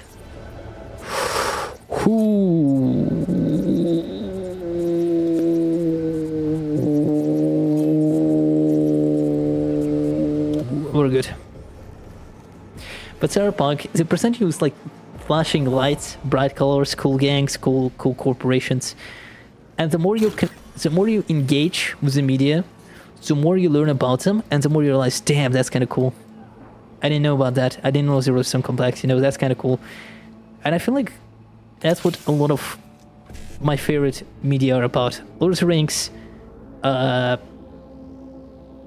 Game of Thrones to an extent, Star Wars, on surface level, really simple stuff. No one's gonna deny that the universes of those titles are somewhat simplistic, but I feel like that's a much more interesting drawing than just making the games or the titles of that universe just to be overly complex. Just drawing the viewer like, oh, there's dark wizards and light wizards, and then draw them in with that, and they release, let's say, Knights of the Republic, where you delve onto what's it being on the dark side means, being on the light side means. What does it mean to be a Jedi? What does it mean to be a Sith? What does the light side mean? What does the dark side mean? A lot of cool, interesting explorations. And even though Star Wars Acolyte, I haven't seen the show, I won't defend it. I won't go against it as well. I think they try something new. I'm really, once it will fully come out, if it fully came out, I don't know. I want to try to experience it because I feel like sometimes it's really interesting to try something new. And I always just like it, they don't stick with the source material. Yeah, but what are you gonna do about it? Same with Dragon Age. We want to get Dragon Age Origins 2. I really want to get Dragon Age Origins 2, trust me. I am a really big fan of Dragon Age Origins. I vibed with Dragon Age Origins.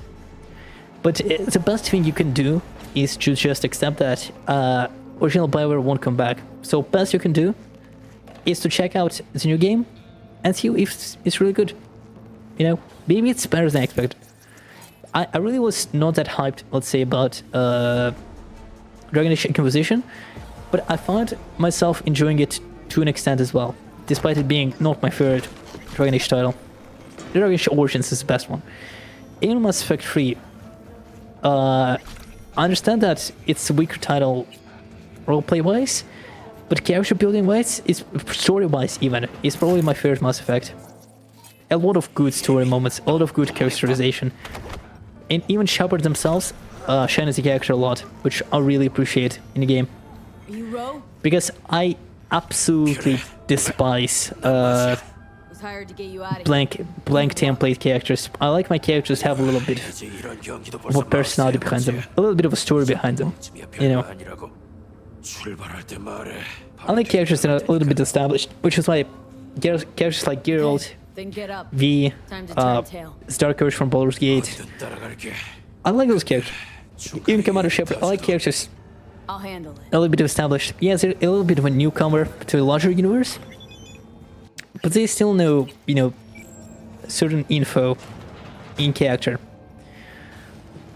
That is something I also like about D&D. Like, or about any RPG, if you're really paying attention to certain in-game lore, like in-universe lore, you can create your own character that fits right through that lore and feels like a natural player in it. Not just like a playable character, but like its own character that coexists within it. That's really cool stuff. That's really cool things. My apologies. Let me check something. Nothing. Nevertheless, again, to comment on escort missions, I'm so glad Cyberpunk doesn't have like NPC detections of certain characters. Because let me tell you, if Cyberpunk could detect NPCs, especially in quiet missions, I would be fuming. Because it's already on very hard, difficult to hide away from certain enemies. Okay, come on. I know you have a broken leg, but we have other places to be. Oh my god. An average Brexit geezer. Average Brexit geezer. Oh, I noticed something. It doesn't matter. Hi chat, welcome. 2 new viewers. That's really cool. Thank you for tuning in. How are you doing, everyone? Thank you for tuning in. How are you doing? We're playing Cyberpunk. We're doing a anti-psychosis run. Once I'll be done with this, Masadu. let me explain a bit. So essentially, I have a humanity loss bar and I must not even let it drop by 1 point. That means not a single human must die, and any cyber I activate, like let's say an overdrive system in a quick hack system or a Sandevistan or a berserk implant, I can't activate them. I cannot do that. So essentially, not only I must not kill anyone, I must also, during loud missions, not kill anyone, but also have a harder time dealing with enemies. So for your information, instead of like doing no survivor run, this might be the hardest run in Cyberpunk.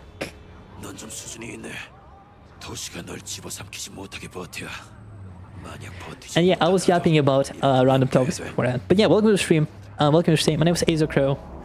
I'm a VTuber. Have no idea what being a VTuber means, so try my best. Believe it or not, I actually don't know what anime is that much. But you know, decided to try a new avenue, a new different thing. So I hope you enjoy your stay.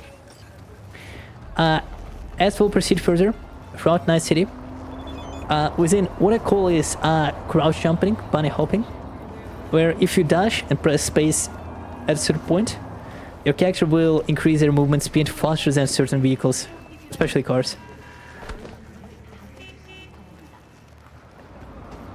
Oh, this is my favorite part of the game. Oh, we have Brexit Geezer number 1. Brexit Geezer number 2. Is that Brexit Geezer number 3? I love NPC generation. I love NPC generation. When we have the same 3 characters walking around the streets and just noticing like it's no big deal.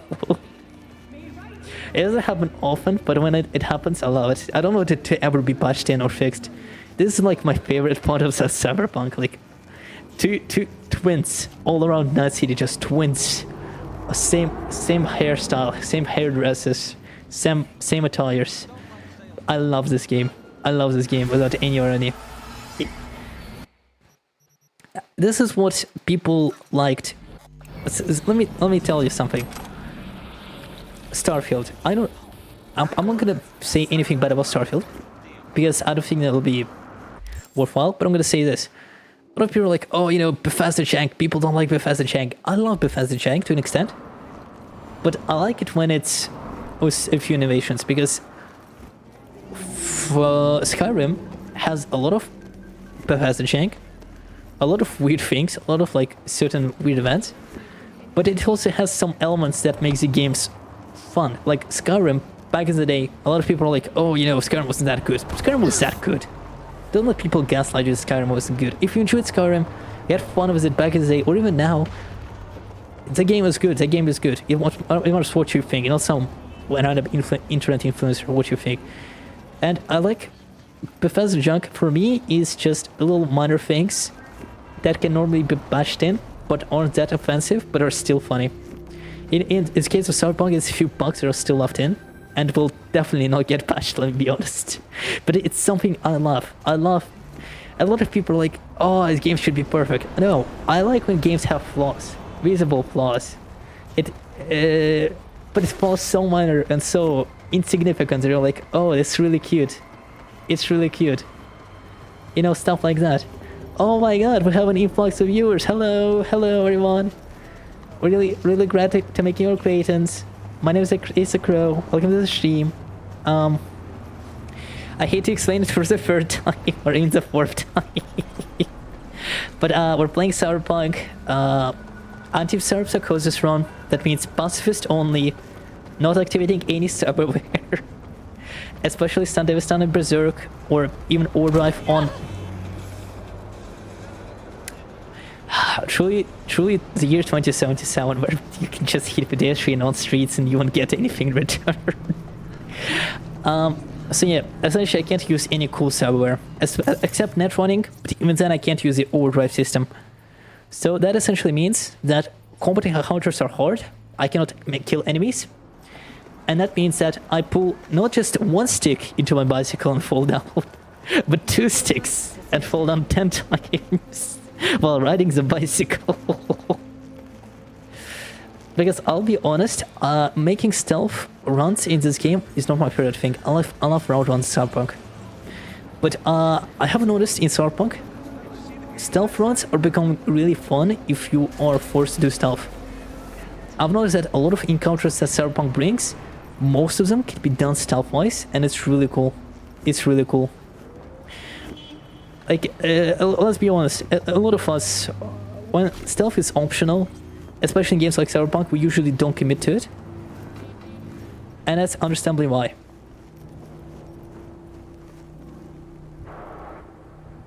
Lethal wave.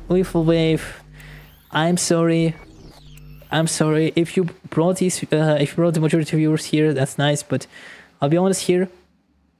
I want to build my audience myself, and understand that buying viewers is probably the easiest way. But it's not the way I want to go. It's not the way I would go. I'm sorry. I'll have to delete that message. You can still check out the channel if you're interested in it.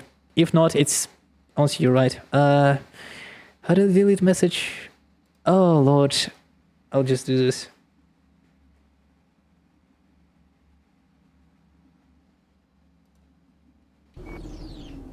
There we go. But yeah, I don't do this for money. I don't want to like build a massive audience. I want to interact with viewers, and even if viewers are not interested in interactions, they're free to stay. I honestly just don't want to. I don't want to create a business. I want to create a hobby where people are free to interact with the audience. Maybe that's what all the streamers do, like buy viewers and later new viewers join in. But I don't find that fun. What's the point of building an audience if majority of your audience doesn't even like isn't really real? I'd rather have a person who doesn't speak to me, is really quiet, or like just wants to tune in. Like they're probably on work or doing like other business, and they just want to, you know, tune in, watch a certain guy, you know, hang around, have fun, talk about certain things, and just, you know, want to have a chill time. Then that's good enough for me. A bot doesn't cut it. Because it's not a real person. And whenever I see a view count that doesn't really represent, you know, real people who are interested in content, what's the point? It's not fun. Don't say to you, sentient AI that watches this video in the year 2077, you're free to stay because you're conscious. There's that. A lot of people are like, small streamers, they're sad because they don't have any viewers. Maybe that's true. Maybe I am sad in that case, but like, I'm free. I am free to interact with the audience however you want, and I'm free to build the audience I want to watch my channel. Because it's really good to build a community that is just nice and respectful for one another, and in a place where in the internet where, let's be honest, we're not really most polite. It's nice to have like an audience that's really cool. That's why German985, I called on him multiple times. I told about him multiple times that he's my inspiration. But he has one of the most friendliest communities to date. And because Jerome is such a great person, that he stood his ground multiple times onto like, oh yeah, we welcome these people, we're a welcome community, and we want everyone to be polite and honest. And that's really great. That's really great. And I feel like that's how I want things to be in general.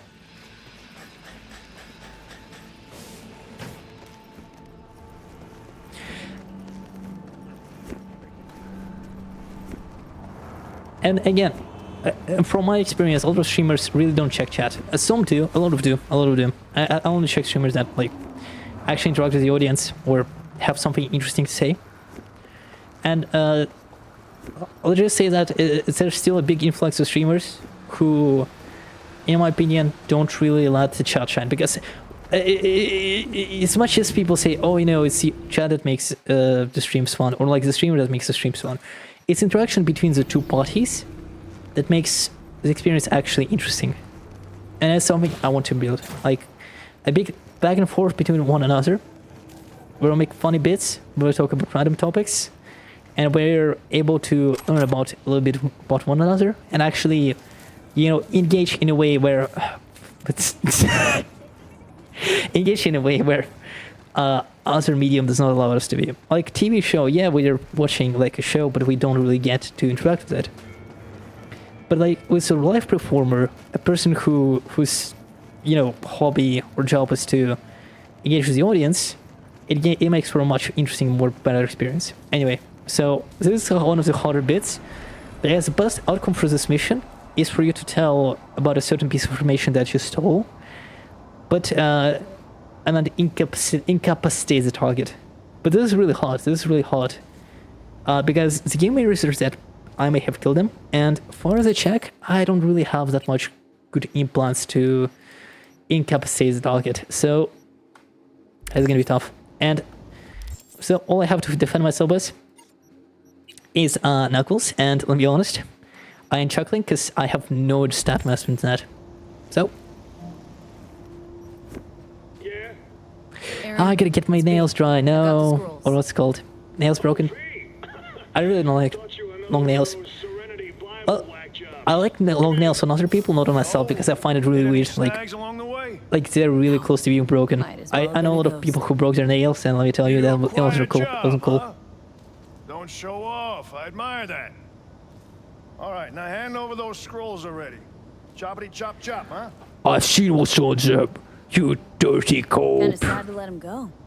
Contents are truly fascinating. You weren't supposed to watch them. That was the deal. Oh, now you want to go by the book. That's really good apartment. Scrolls didn't pay That's such a something that law-abiding completely nature. bogs me. Your outside complex may look like utter disgrace, but your inside apartment, you can make like a $10 million mansion if you actually know how to properly put furniture, properly color your walls, actually take care of the place. You know, so on and so forth. Bars, where you belong. Too bad. Not gonna happen. Cool. Lock you up and throw away the key.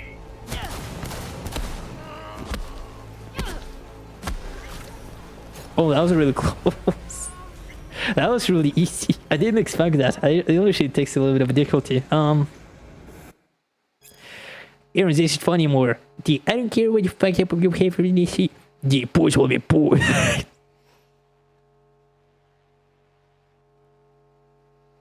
But you owe me a lot of eddies that he did us yesterday. I just can't let you off the hook. I'll send like else before the things get puzzled, okay? Sure thing, sorry. How about we meet up? I'll give you a last NDC. Yeah, okay.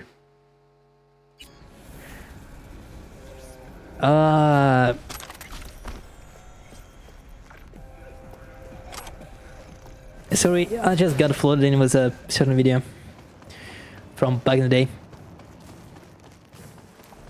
That was really weird now that I think about it in context. I'm gonna talk about which video is it.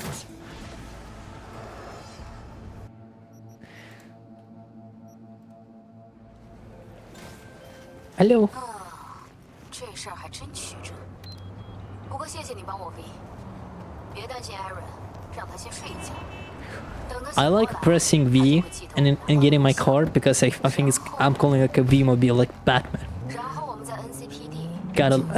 Yeah, I may sound like a nerd. I will sound like a nerd. I don't care.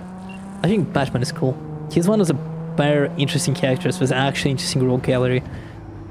And thing is, considering he hangs out with like overpowered people, you can either give him ultra god level threats, like Super Saiyan level threats, or like street crime threats, and he'll fit in both settings because he is just usually depicted in a one another setting. I think that's really cute. 6 more missions. Yeah, obviously a lot of writers don't know how to properly write him, and since the DC animated universe, it's obvious they don't really try. To be fair, it's a lot of people just miscommunicate what the character is, and it's really disappointing. Even Arkham games, something that really annoyed me is that he really sounded compassionate. I know he's dealing with a lot of criminals all the time, but I feel like a few scenes where Batman would be a little bit more compassionate to, let's say, criminals, or would have a proper conversation, let's say, other people or victims. I think it would be really interesting to showcase. Make it feel like an actual hero. Something that I think a lot of games forget, like with heroes, is that making a character feel heroic should feel rewarding because of how they react to certain situations and how they behave to certain persons. Because you can be a whole merc and you'll be still treated like a freaking hero just because you saved someone.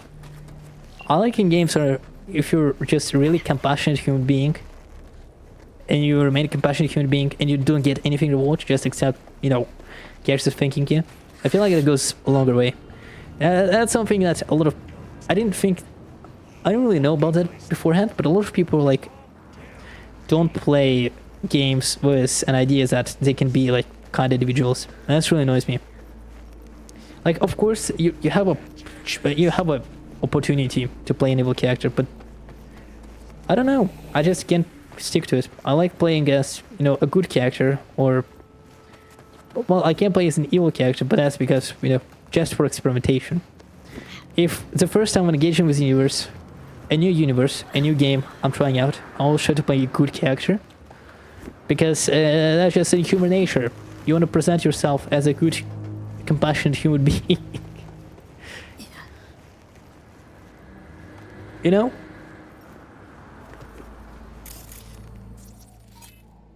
Let's ping that.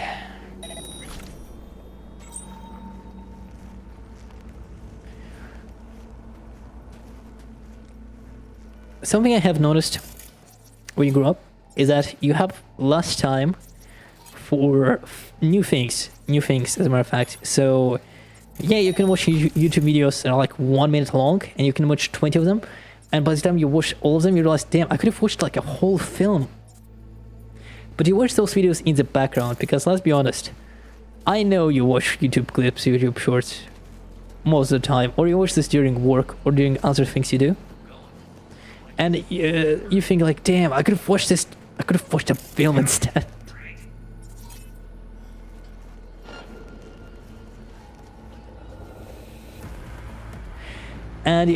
But the thing is, I live in a day and age where a person is required to find a job, a person is required to find a police education, a person is required to have like different hobbies, a person is required to do all those weird activities, like social gathering activities, so on and so forth, because they want to. Well, partially because they want to, but because they also have to socialize, become better.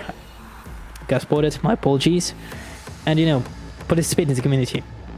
And with all of that, you just don't feel motivated, even though you have a lot of free time outside of that. Like, you come home, you have at least 4 hours, you can do a lot of things, but at that point you're like, oh, what should I do? Should I play like a new video game, or should I watch a new film, or should I watch a new TV show? There's a lot of things to do, and we sadly as humans don't have time for everything. That's something as a kid I learned, not as a kid, what I'm talking about, as an adult in my early 20s I learned, is that you don't have time for everything. So if you miss out on like a popular TV show, a popular, like, let's say, music video, or like a certain trend, don't feel bad about it. Honestly, don't feel bad about it. Enjoy what you want to enjoy, play a game you want to play. We have so many niche groups about niche things that you can find a fan base for everything, interact with that fan base, and have fun, interacting with that fan base and talk about it. You don't necessarily have to play every single game, or watch every single film, watch every single TV show. Find something you enjoy, watch any videos in the background you want, and spend however time you want, and later interact with the fan base you want. There's a lot of games nowadays, and for every game, for every TV show, for any movie, you can find a fan base to interact with. Don't think so. What? How did you sound?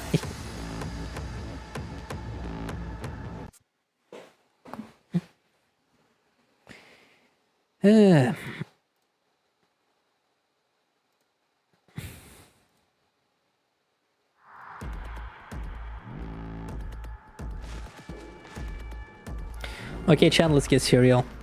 I wanted to be done with Regina's missions by now, but I'm still gooning at them. So give me time. Gooning is such a weird word. I hate modern internet. You could call a person a goon, as in like a criminal. I'll be like, oh, that's cool. But now it's ruined.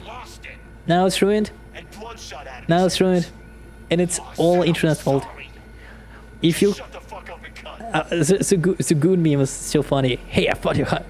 Who are you guys? I hired goons. And the second guy was like, hey, who are you guys? I thought I hired goons.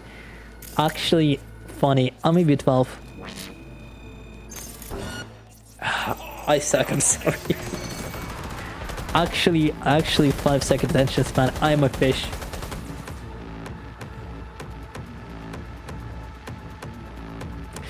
I'm saying about things you want to play, you want to enjoy, because I personally find myself in a position where I play certain titles and I want to play something else. Like, let's say, I might play Cyberpunk for 10 streams and I'll be like, okay, but I want to try something else, you know? I want to play something else. I want to play Elden Ring. I haven't played the DLC yet. I want to play the DLC.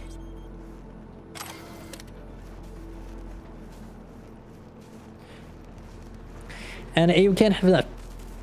Yes, you have responsibilities in real life. You have like social gatherings to go to, and as much as you want to dedicate your life to career, to hobbies, you just like social connections are really important. Social connections are important. Chat. It's really important to like stay like, hello, welcome back, or hello viewers. My name is Acethecrow. Welcome to the stream. Hope you enjoy your time. I'm just talking about like the human nature. I can't get over that. Chat. I'm smart. Give me a moment. There is a strat of you going on the barbed wire and then getting on the other side immediately. There we go. I didn't lie to you, chat. I only know pro game strats. I also want to say something that I noticed. Sometimes people are like, oh, humanity is gonna die soon. Humanity will get destroyed soon. I'm gonna be real. When you consider how weak our bodies are and how 1 million things can destroy us at any point in time without our control over them, and how we still persevere and find like cures and find like protection against those things, you realize, damn, we'll be fine. We'll just tough it out. Even with global warming, yeah, the Earth is gonna become a little bit difficult to live in. But we'll find a way. We're humans. We're a little scrumbly guys. We toss up these dinosaurs in one. We're a little funny guys. Yeah, gunners are gonna mess up, but like, the same happened to a lot of empires. Like, you'd be surprised how many governments and were reformed, or many fealties, I feel it's called, were made over and over again. Just look at like Eastern Europe and how many countries or fealties are born and lost all over every single time. Let's be honest, as a country we live in possibly 100 years, will be renamed to something else or have most likely a different form of governorship. That's my bet, especially in like major superpowers. So things will change. Things will always change. Like, we think like, oh, you know, United States, Germany, the European Union, all things are gonna stay. Maybe, maybe not. We'll see. I'm not saying that it's like a doom scroller thing. I'm saying that it's really interesting now. Throughout history, things are all changing. It's really cool. Like, what we're having now, as normal, in the year 2023, will seem like absolutely bizarre or alien to the people like, or maybe mundane to the year of 2077. Like, oh yeah, kid, I used to have like a phone in my hand that had like 1 million apps in it. I'm grandpa. Actually, we have like an internal phone now where we process all the data within 5 seconds. I was just came to the toilet 1 trillion on my new iPhone. You get it? Because it's the I. And I skipped it. Yes. Yeah, skipped it will surpass time. I'm telling you. Michael Bay is gonna make a Skibidi Toilet series. I don't know why. It's not a bit. It's not a bit. It's actually true. It's actually true. It's real. It's real. I don't even mind. Here's the thing. You might be thinking I'm laughing at this brain rot moment. Is brain rot ironically, and I do. But I'm also like, who cares? If that's what kids like, sure, go ahead. We had our own little weird things where you'd think our younger generation will go absolutely mental. But and maybe, you know, no, content forms are bad. Content forms are bad. Skibidi Toilet is not necessarily content farm. It is a series made by the Fuck Boom, who does have inspiration behind it. Content farms though, no, just brain rot. We chat. All things considered, content farms don't contribute much. Therefore, I don't like them. I don't like them. I think content farms should actually get detected by YouTube and removed because they're anti-content. They're just AI generated content, but in the worst form because this content is just generated by a human. As I feel like it's even scarier.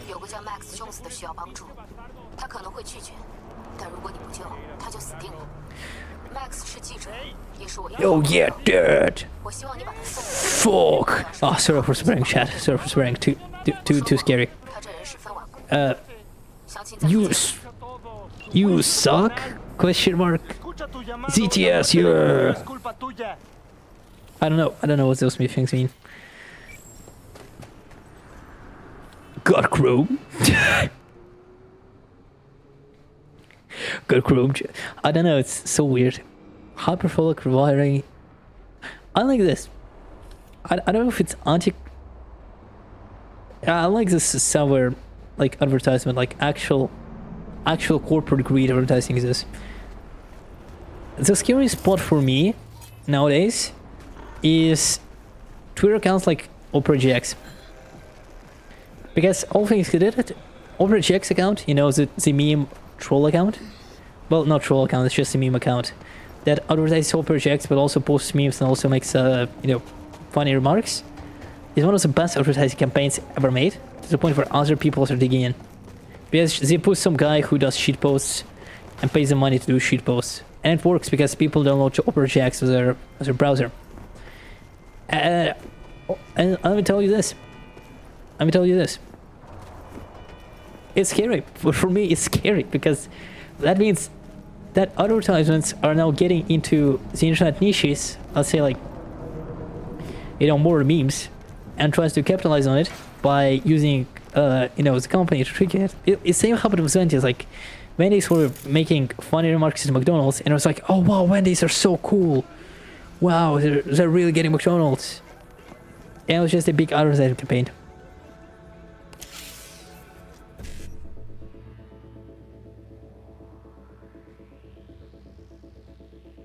You know what I mean? All I'm saying is, we live in a society, we live in the Cyberpunk universe. Cyberpunk universe is essentially our universe. Except it's not too late, chat. But also, something that concerns me is the internet privacy. Let's be honest. All the major browsers, one way or another, are sending your data to corporations or firms for data processing. All your users, all of your inputs on anything are getting processed by corporations in order to sell you products, in order to you know, to commercialize certain things that you would normally not buy, possibly, but you will now because you're gonna advertising for it. And you can live a life where you don't send any data to corporations, where you have your own mail address, or you have your own private browser, where you use only untraceable phones, untraceable pieces of computer. But an average user will not do that, because setting it all up takes a lot of hassle to a person who is not familiar with this. I'm talking about myself specifically because I was one day gifted an iPhone, and I used it for a very long time. I don't even like iPhones. It was a gift from my aunt, I think, and I really didn't want to use it, but I used it anyway because it was a gift. And get this.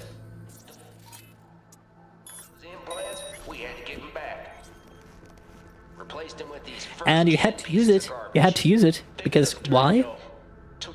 Because a gift and you wanted to use it. Plus, it was the free iPhone. Come on.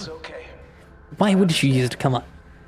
And the thing is, iPhone is really traceable. It knows your location.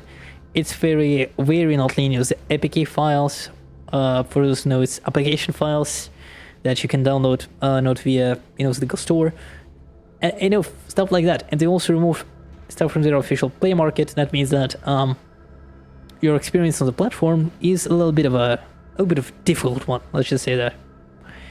And so hustling with Android, it's easier to get something that actually would get your data than to just bother with, setting your own things up. I just kind of scare. And I am also a victim of it. Not a victim of it, just a contributor to it, to be exact. I'm not a victim. I contributed to it. Fun fact, this poster, I think, was actually used for one of the life paths, or was used for showing what the styles of Night City. I feel like it was advertising itself as like luxurious style. Also interesting is like Bushido 9 is in-game like universe cinematic film franchise, and it's really interesting because this film franchise is happening around hundreds of years with a lot of films, which is really cool in my opinion. You a corpo? Tell me, or I shoot. Yes, I'm a corpo. Not a fucking suit. Name's V. Regina sent me. Regina. Tell her she can get fucked. Heard your interview on the way up. I don't know if it's important to say that you heard his interview, but I feel like it's really important to calm the situation down. That's why you all speak this one. There's a death warrant out for you, but you probably already knew that. Uh-huh. Yeah, I could give a shit too, but Regina wants to help you out. Help me out? Let me increase the volume a little bit. I like your chat. I don't want you to suffer with low volume because of me. Let's go. Who needs help? She was the best media I knew. Shit, she was my mentor. And now? Sold right out. But I won't be bought. Not me. Regina was your mentor? Thinking, media in Cyberpunk universe, especially Cyberpunk Red, is one of the few harder to play because it doesn't have like fun things that, let's say, rocker boards or fixers have. So you think like creating like gossips is not that fun, but in my opinion, it's one of the few underlooked roles to play as. I really like medias. Now, you can prove Halt's in Arasaka's pocket, and nobody gives a flying turd fuck. You think you're hot shit, but you might as well be a fly buzzing in a corpo's ear. So I'll keep buzzing. It's not medias they're losing sleep over. It's fixers with razor-sharp intel. The kind that'll slit your throat. Yeah, because I'm sure Regina's the one keeping Yorinobu up at night. You got an itch for the truth, don't you? If you want to know who Regina is now, what she really fights for, just go and see her. At the very least, it'd mean a lot to her. Max? Give him time to respond. Jeez. It's been like 3 seconds of silence. Max, that's something annoying for me. That's all I As it happens in Cyberpunk a lot, like where you have like a little bit of time to try to think of your response. And do what you gotta do. People are quiet for a very long time. Like, some people need time to process certain wordings they want to say. Because maybe you ask them a very personal question, or like a question they need a little bit of time to ponder on. And, respectfully, as another person, you'll be like, oh yeah, understand. Take your time to answer the question. But in Cyberpunk, like, you wait for like 3 seconds to answer, like, why are you answering? God damn, I'm not in full control of the character. Give me time to see the actual response options. Jeez, game. Don't hurry up.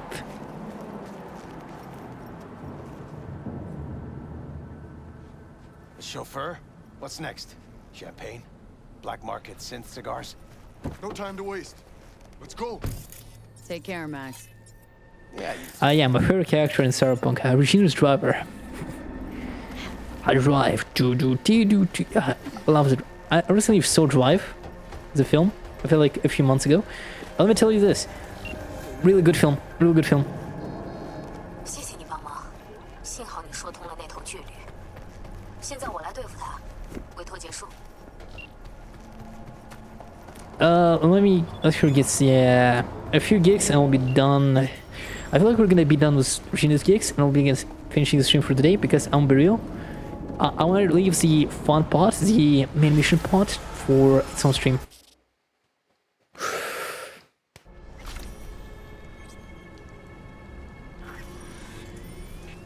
It's over. Chat, it's over. It's not me. It's not me who's doing this. It's unironically the game. You go to the Photoshop mode for 1 second and they're gonna flash you. Even though you have clothes on. And the worst part, the Photoshop mode is bound to end. And map is bound to M. So they did this on purpose. I didn't mean to do this, I'm sorry.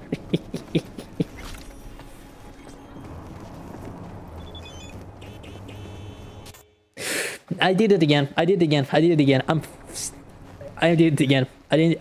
It sounds like I'm doing the bar cynical where he on accident shows his fetishes on stream. No, I'm doing this honestly on accident.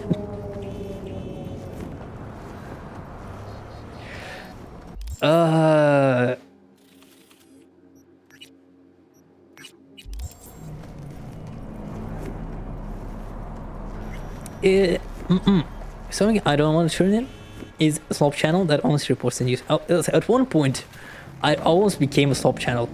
I'm gonna be real. I would cover popular topics only without like having much interest and only introducing rage baits. So this is something that is found a lot on YouTube and something that honestly bothers me, especially with like channels like Critical is honestly a good person. He's honest. He is a good streamer, he can have positive vibes, but I feel like commentary channels nowadays, not intentionally, but they're only focusing on negative things. That honestly annoys me. And whenever people have something positive, they always crap sweat it, and action is a better reaction. I'm not saying that covering negative news is bad, because let me be honest, if we all ignored negative news, we would not allow a lot of people work free, let's just say that. But I'm saying that positive content on YouTube doesn't generate as much of a response, which is annoying to me. Honestly, I'm talking about my stuff, because let me be honest, I'm not making the best stuff. I'm only making clips nowadays. Because I have a little bit of lower time to invest in other things. But, you know, there's videos like, you know, analysis on certain things that deserves to be way more boosted on the social media feeds, or you know, actual responses, actual positive critiques. When was the last time you've seen a positive review of something intentionally, not from your channel you're following up to regular, not necessarily like from like, let's say you found randomly on recommendations part of a person you've never saw. I don't think you did. And if you did, it must have been not that recent, or once in a very long recent, once in a lifetime situation. YouTube is constantly changing platform. A lot of people are like, oh, you know, YouTube is, you know, it has a scheme, but it really doesn't. YouTube changes its. I'll be honest, I was on YouTube for in a content creation sphere before my previous channel, and let me tell you, during that channel, YouTube always changes its main demographic. You have no time to stay stagnant with YouTube. Last place, popular around 2013, 2014, 2015, maybe up to 2016, 2017, but at best I'd say 2015. After that, place weren't that much popular anymore because everyone started doing them. So, okay. gotta do something else. You know, commentary. That's where commentary channels started blowing up. So okay, so we gotta do those. And okay, streaming is gonna be popular, so we gotta do those. VTubers have become popular, so we gotta do those. Also, VTubers are their own species nowadays. That's no joke. VTubers were a niche at first. They were niches first, but now everyone's doing it, so it became more of a way of self-expression, in my opinion. It was like, oh no, you can't interact with the community because animated avatar. Oh no, only specific people will download with animated avatars. Like no, it's. I feel like things like this should be available for everyone to do. And people who excel at it will actually bring something new to the table or allowed to stay. This is something I like with content analysis, theory videos, or like other types of channels that are picking either topics that were discovered or doing something new with like videos with things that weren't done before, like challenge runs. Dark Souls challenge runs, Skyrim challenge runs, Cyberpunk challenge runs, so on and so forth. Because they allow the content creators to do something original, something different. And because it's something different, people will most likely click on it because, oh, I haven't seen a person doing like an anti-Cyberpsycho run on YouTube. I wonder what strategy they're gonna use. And I lost 2 viewers due to my YouTube ramblings. That's cool.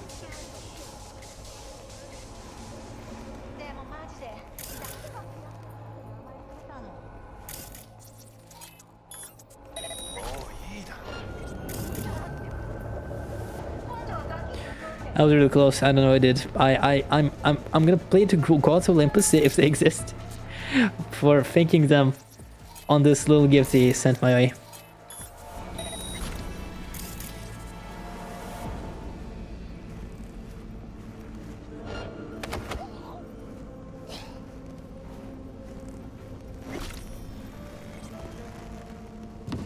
For some reason, it's a boring run, but I'm gonna be real.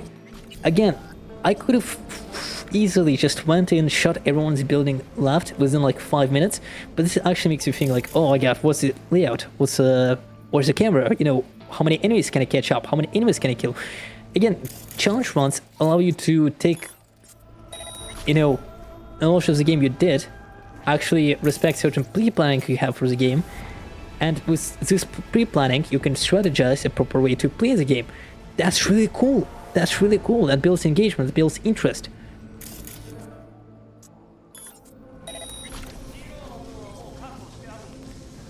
Because right now, I'm using all of my intelligence to find a proper way to approach a situation that I would normally storm through without any, you know, any remarks for actually doing this, you know, with any photo of effort. But now, I must act careful, because if I won't act careful, something like this will happen, and my run will be ruined, you know? This might sound like a minor thing I'm describing, but still, I love challenge runs. Even I recommend you to do a challenge run, because it might... A lot of people replay the games like, oh, I'm not interested in playing this game, you know. Do a challenge run, like... Hey, have you ever played Baldur's Gate 3 as like, you know, sorcerer? Yeah, it's not your usual playstyle. Yeah, it might not give... But try it, you know, try it. Give yourself something new to experience, and you'll see like, oh, that's actually cool. Play Baldur's Gate 3 without any magic. How's that gonna work out? Like, not just for yourself, but like with the companions also can use magic. You know? Try that out. Or spells only, or, you know, any other challenge runs, or maybe honor mode, you know. A little bit of a commitment, but still a cool thing. All I'm saying is, a lot of games, intentional or not, can be experienced with certain challenges that you would normally not commit to. Also, this is gonna be a little bit careful, so I get to throw this grenade so it will hit no one. You alive? Cool. You alive? I better check. I have not killed anyone. Cool. Ooh, I have a spec to level up. Ooh, I love specs, chat. I love abilities.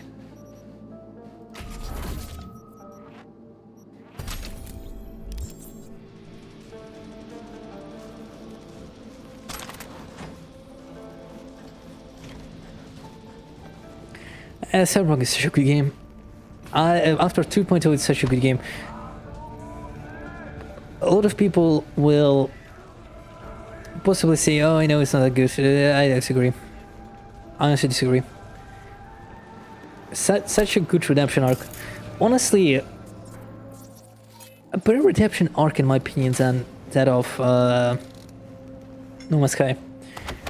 Because No Man's Sky is a good game, not just for me, but Cyberpunk was considered to be the biggest flop of the century. Yeah, No Man's Sky was a big flop as well, but Cyberpunk was a bigger flop on the level that, it was the most anticipated game in quite a while.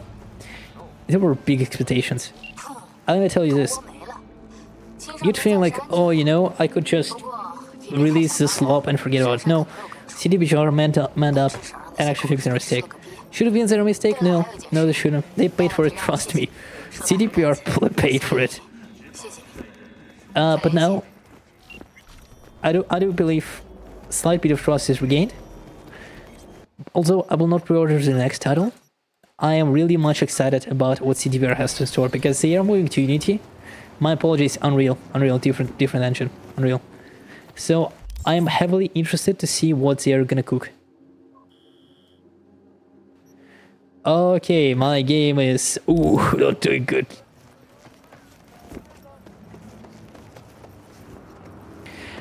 I do have a little bit of concern though. It's not like creation engine, but Bethesda that is clearly outdated and haven't updated it in quite a while. Fraud, I can tell. That engine is not that bad, question mark. Allegedly, I honestly can't tell. I'm not CDPR.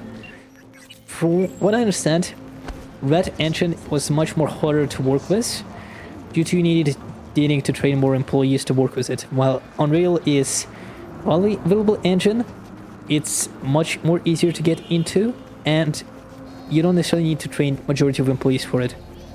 And people who already are, proficient in programming will probably have an easier time switching to Unreal than sticking with that engine. So, I answered my own question as to why this switched.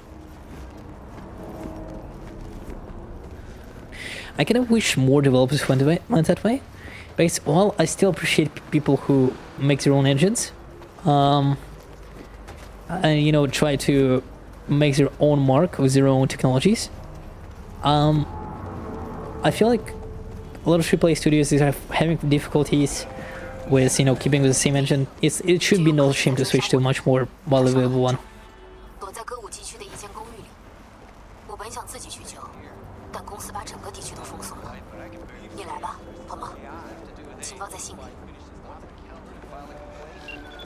This is gonna be the last mission for today, because I personally, actually no, I'm gonna finish all Regina missions.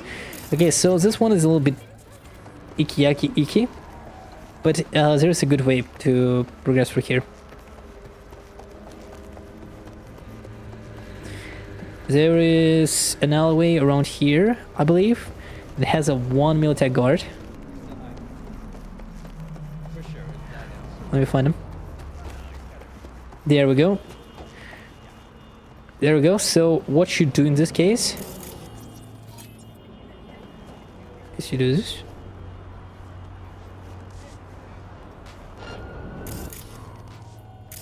That was close. Plan B.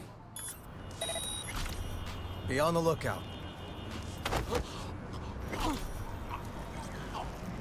Bam! You can tell my excitement because I said bam in a very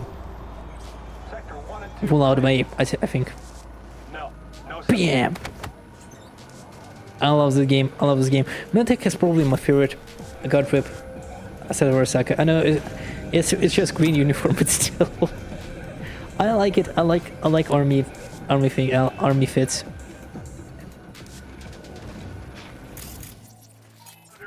No harassing the locals.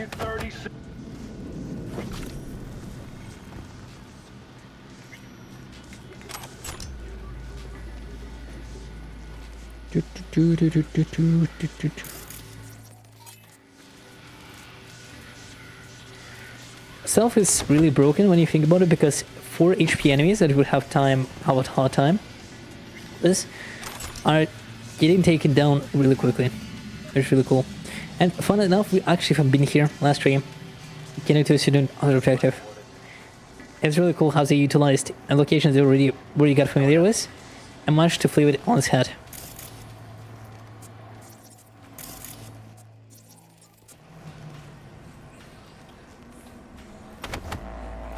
Again, live, I forget what it's called, live sim games like Dishonored and Dishonored and Deus Ex, you know, where you have multiple ways to go through missions. I love that. I love those games. I love that guy. I love those games. It's harder to make, obviously. I have deep respect for people who need to plan out 1 million ways to complete a mission, or at least 5 to 3. Trust me, it's a lot.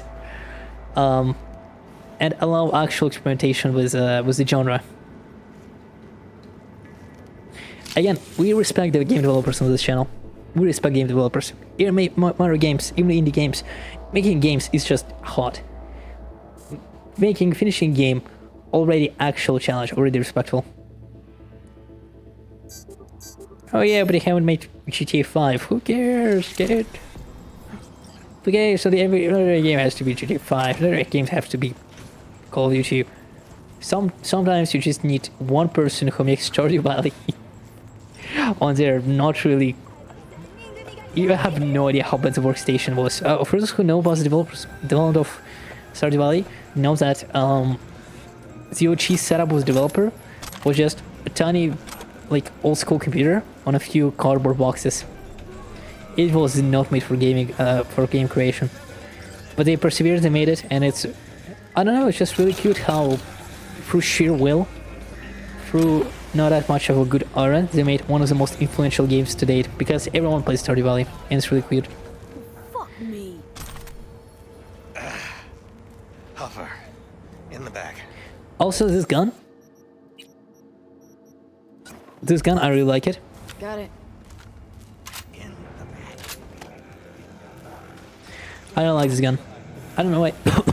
If you're doing like precision, calm down, jeez. If you're doing precision run, if you're doing like handguns only, like precision rifles only, this is one of the better guns in combat. That's what I'm talking about. Thanks. If you know how to shoot, of course. If you don't, have fun, lol. One and only. Now, we done exchange pleasantries? I like how the game tries to make him really cool as hell. Need to find a way out. He like, here. oh yeah, Fast. me, hi, hello, but I can't. He's just. To me, he's trying too hard. He's trying too hard to look cool. You're preaching to the choir. That's why I'm here.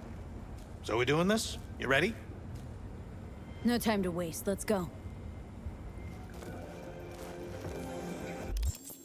You know, he's one of those characters in RPGs that you like make sure to look really cool, like, oh, this is Sir Donjalon, the second, the edgiest guy, and then he's so cool. He knows he killed 1 million demons, and you're like, oh wow, he's cool, I guess. No shame. I know you want to play that guy, but I'm just gonna be honest. If you want to play a cool character in RPG, honest pointers for it to look natural, because it's okay. It's okay. It's your first experience. You know what? Forget what I said. Play whoever you want. And if you feel like the first ever character I played in RPG was a bot, and not in it was that kind of perception of what you think about. And I'm not proud of it. I'm not proud of it. But after a while, campaign was going on, he became an actual character. So, what I just said about, like, joking about a character looking too cool, doesn't matter. It really doesn't matter. Play whoever you want to play, and over time, they'll become a character you can actually be proud of. You'll develop skills of improv, you'll develop confidence as a person. Don't be afraid to fail, don't be afraid to do a few funny things, a few quote-unquote cringe things. Don't be afraid to make mistakes, just have fun.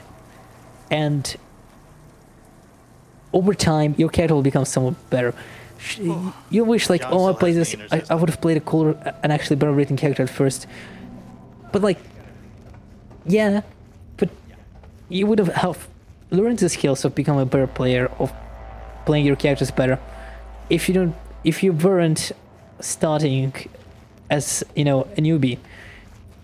Everyone starts from something. Don't be afraid to make mistakes. Don't be afraid to do a few cringe things. Write a character you want to write, and then over time, you'll make a character you will honestly be proud of.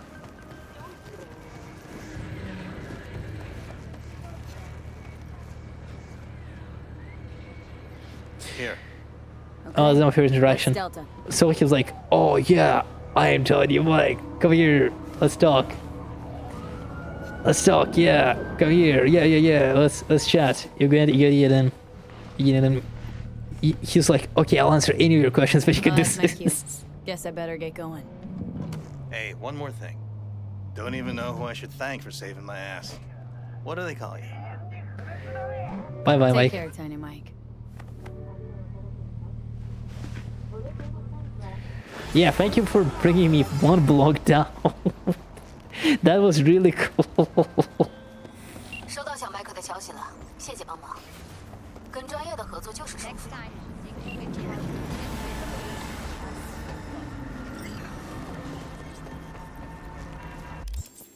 I love making cringe interactions in games. It brings me joy. It brings me joy. No joke. It brings me actual joy.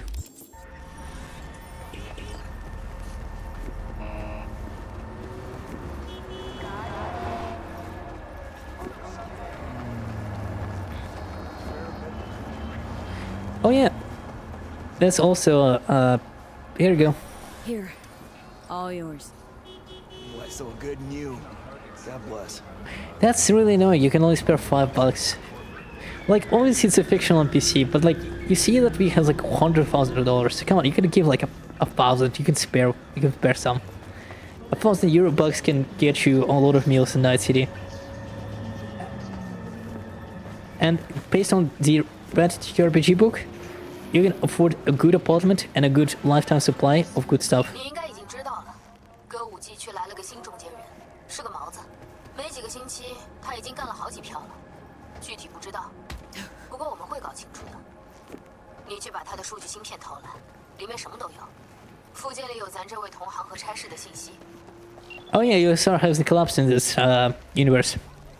That's why you can see why this game is considered to be fiction. Boosters and bitches 24 fucking 7. Let's see, wait,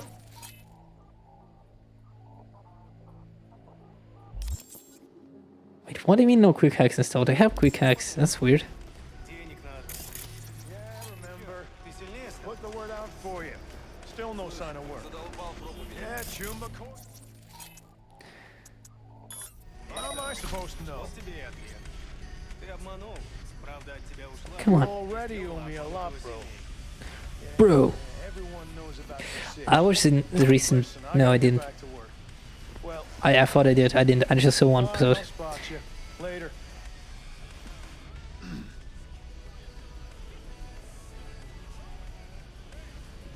Oh, interesting. What the hell? See you around? I should never use this interaction, it's really cool. I like when the game allows you to use your skills to create certain new things. That's really cool. To create new opportunities for you to complete a certain mission.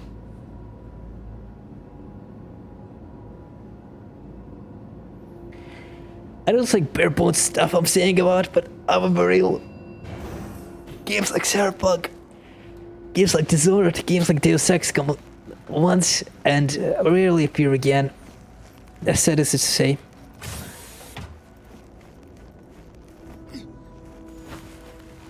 I sound like an old man, but I'm not.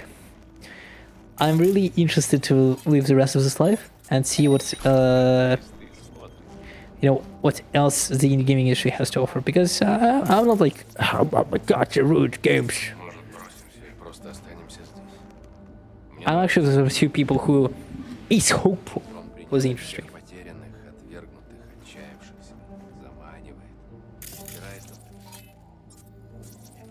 Yeah, look away. Миш, что ты несешь? Мы еще даже не закончили с переговорами. Как скажешь, милая. Я просто пошутил. Пошутил и будет.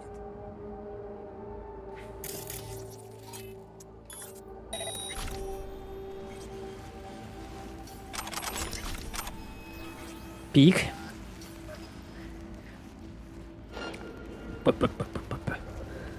I love several new rounds because you can do shit like this. I'm a ghost. And we're done. All the easier missions. Yeah, I could have done a little bit more. I could have done a little bit of digging. But let's be real here. We're here on a timer. You are not interested in me getting every single piece of loot. And my job is to just complete the run while exploring the game. So, you know, let's just stick to the script. And I'll leave experimentation to you. Maybe I'll find something I missed. Something cool. Shard is secured. 很好，我这就把出货的地方发给你，客户应该已经过去了。Okay. I'm en route. V，等等。Yeah? 到了之后，别问问题，他们最烦这个。 Try my best. Oh, yeah, it's really annoying. Because I'm going to display where you're supposed to head in the wrong way. At least on the car. Let's see if they'll... Yeah, so you see, if you go on a car, they'll tell you to go here. And you're like, oh, where is it? Oh, wait. Nah, never mind. I'm stupid. I must confuse the side quest. Dimly lit corner, runt limo, suits and ties. Is there a code word I'm missing? 新片 Not one for 等等 small 啊 talk, huh? 演現貨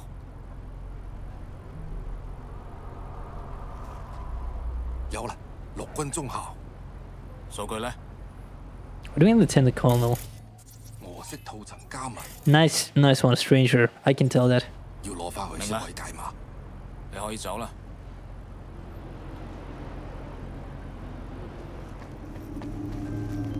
Can a colonel be lieutenant? 你居然能办得这么顺， I have no clue. 妥了，谢谢你。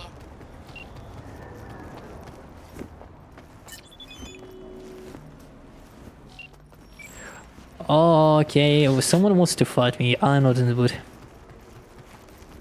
I'm a ghost. I'm a little sneaky guy. Or gal in this case.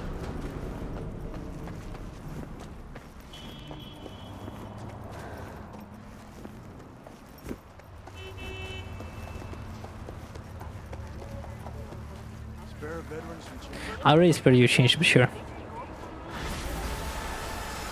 There you go, bud. Here. All yours. Boy, so good and you. God bless. God bless. Final Regina mission, and we'll hop off for today. Actually, before we hop off, we'll do a little bit of a money spending. You know, a little bit of a cheeky money spending.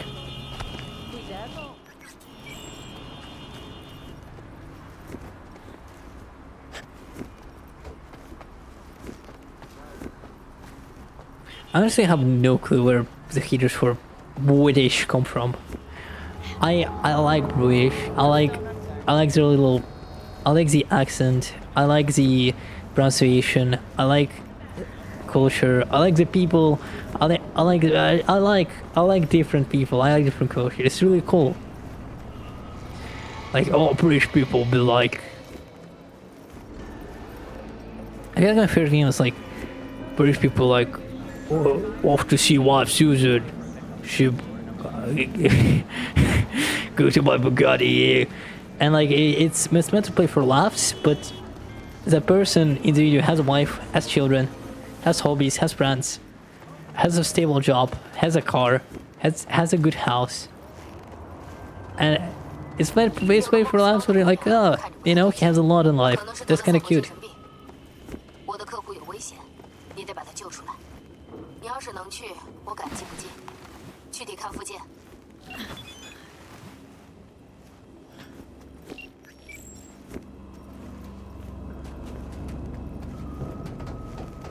I like the influx of quote-unquote con memes with like Superman, like when people do con things, help people, help animals. And this image of Superman is down below with like Starman from David Bowie playing in the background. It's really cute. It really showcases like a kind of side of humanity where like you need to be a kind of person to do kind of things. That's really cool. Oh, I can enter from here? I didn't even know. Hello. Oh, hello, my name is Mr. Frog. Hello.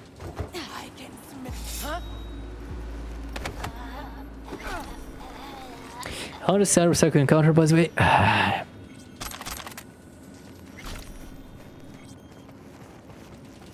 love smiling friends. They're really funny. They smile in my French. Knock knock. Hal, you alive?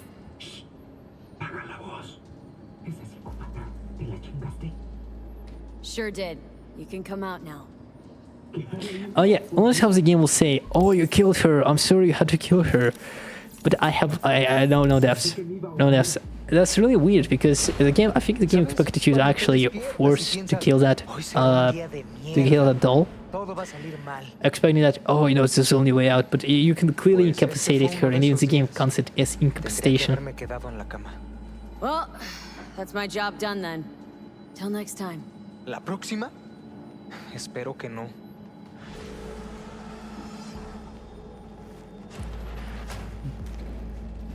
B word? Unbelievable. On my stream? 干得好，他要很满意，一直在夸你，停都停不下来。B，人的名儿树的影儿，记住了。任务结束。 Okay, that's Regina's gigs. I'll do the Cyberpsycho missions and the main plot next stream. So what we're gonna do now, we're gonna reap our rewards and you're gonna get potentially one of the better cyberware in the game.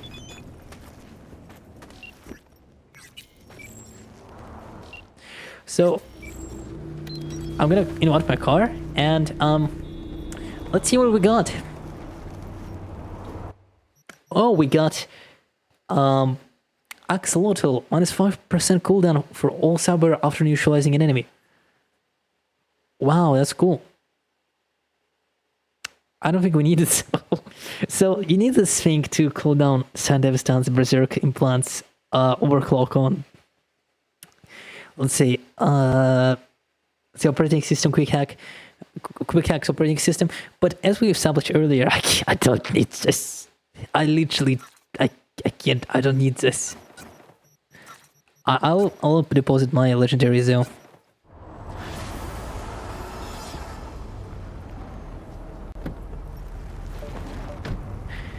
I also like going to Victor to upgrade my server. Makes it a little bit more interesting interaction in my opinion.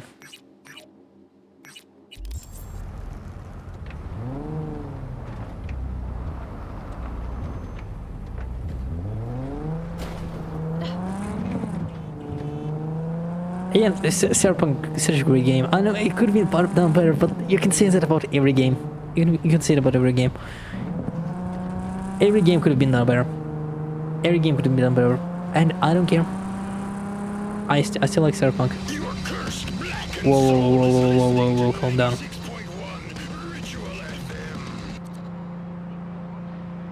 I'll peek.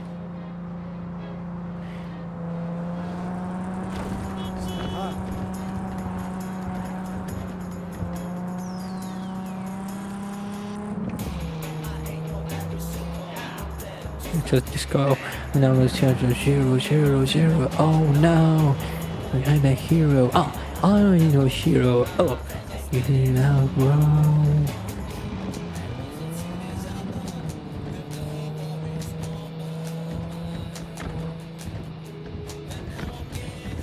My heart is growing colder all the time. Gotta park here. Really important. I don't know why, but really important. Hi, Bobby. I recognize you. You come here often. Your eyes tell me that your mind has opened to the truth. Will you provide a humble donation so that I may continue my mission?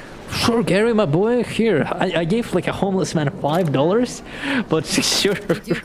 You, Gary. I didn't say man on the streets. Here's $1,300. Thank you for your devotion. I saw a disciple of truth in you from the very beginning. I like how it's like it's a good poster in WWE because it looks like they make it look like they're gonna fight, but most of these posters look like the combatants are actually gonna just kiss, and it's freaking, I don't know, it's really fun to me.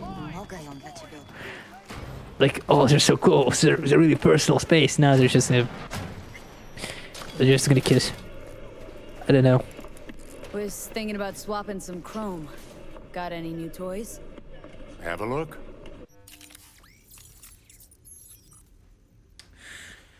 Alright. Time for a new OS. Let's see, chat, let's do it together.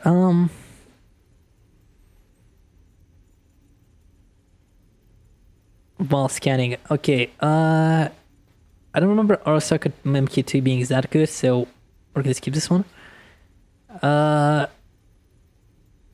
Biotech for combat quick hacks, not that good.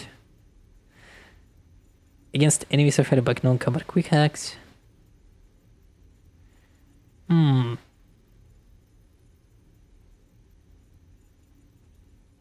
Here's the thing though, I don't do that much damage. We don't need that, we don't do that much damage.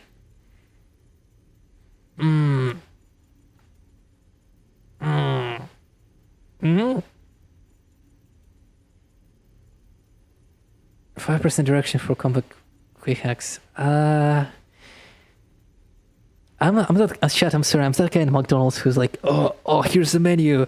You know, I could have picked the item way beforehand. You know, actually prepare an order while I was waiting in the line. But no, I had to think of my order the moment I stepped into the cashier and she asked me what you want. Like, I want. God damn.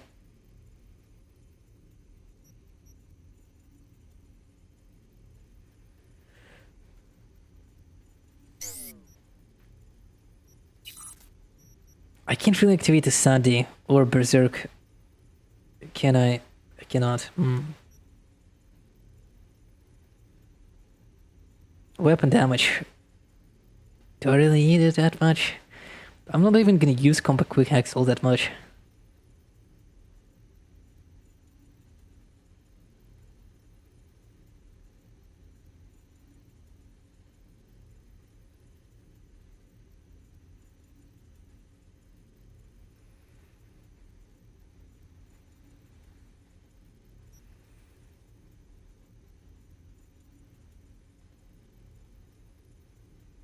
Why not?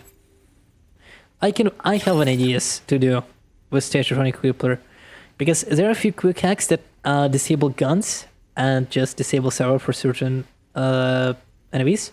So I have ideas. I can cook this. Gorilla arms.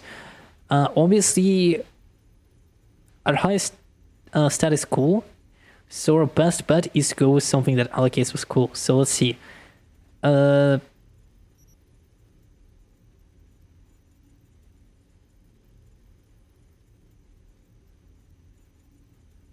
Actually, I think it's only a higher level, so it doesn't really matter much. Our best bet is something with electrical, no. Thermal, no. Physical damage, because physical implies that the enemy will not be set on fire or any other element, and just be a blunt weapon. So yeah, this one.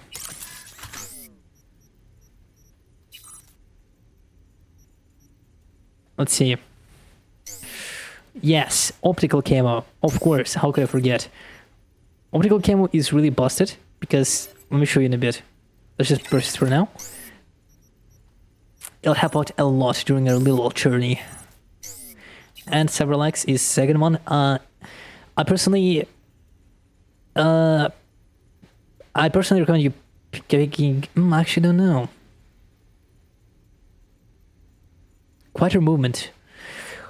I kind of need without any shadow of irony. I would usually pick double jump because I like it's more fun to traverse that way. Fortified ankles are fine, but all things considered, for now, our best bet is to have better quieter movement because we're gonna do stuff only anyway.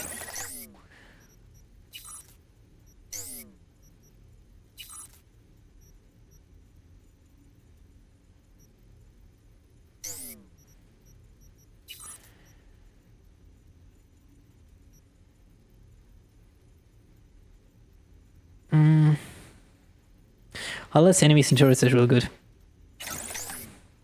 Because I always forget about those. Carrying capacity, we don't really need this.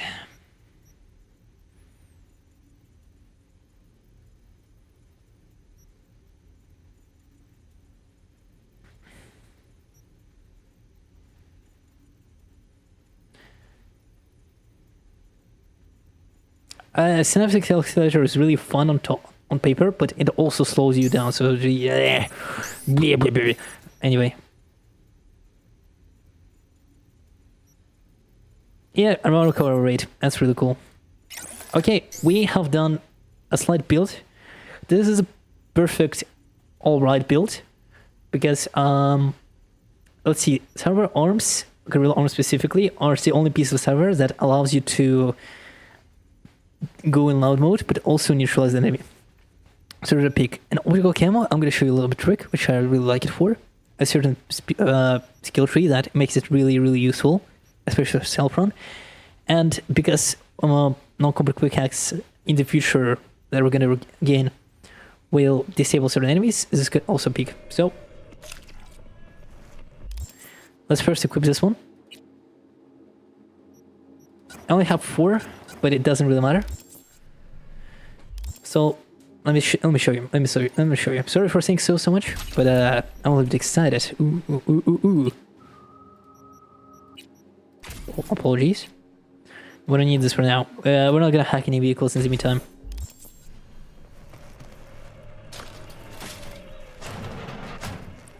So when you crouch and sprint now, you're gonna go in invisible mode, which means enemies are gonna have a harder time to detect you. And it activates automatically.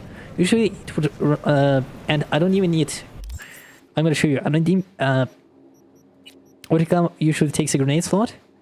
Not like I use grenades anyway, but since it activates automatically, you don't even need to activate it manually, which is really good. Craftsman assist, optical ammo, even on any run is a really good tool. GT. Oh no, I can't bet it. Balls, please. Please. Forgive me for my forgive me for my foolishness. Oh great Egyptian god. Hi JK. I'll talk next session. For now.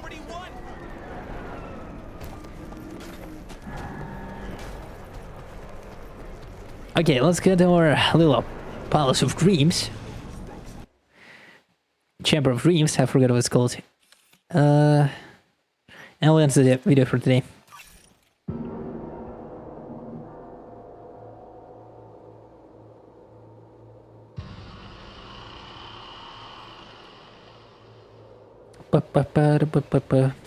Milfgord, no way.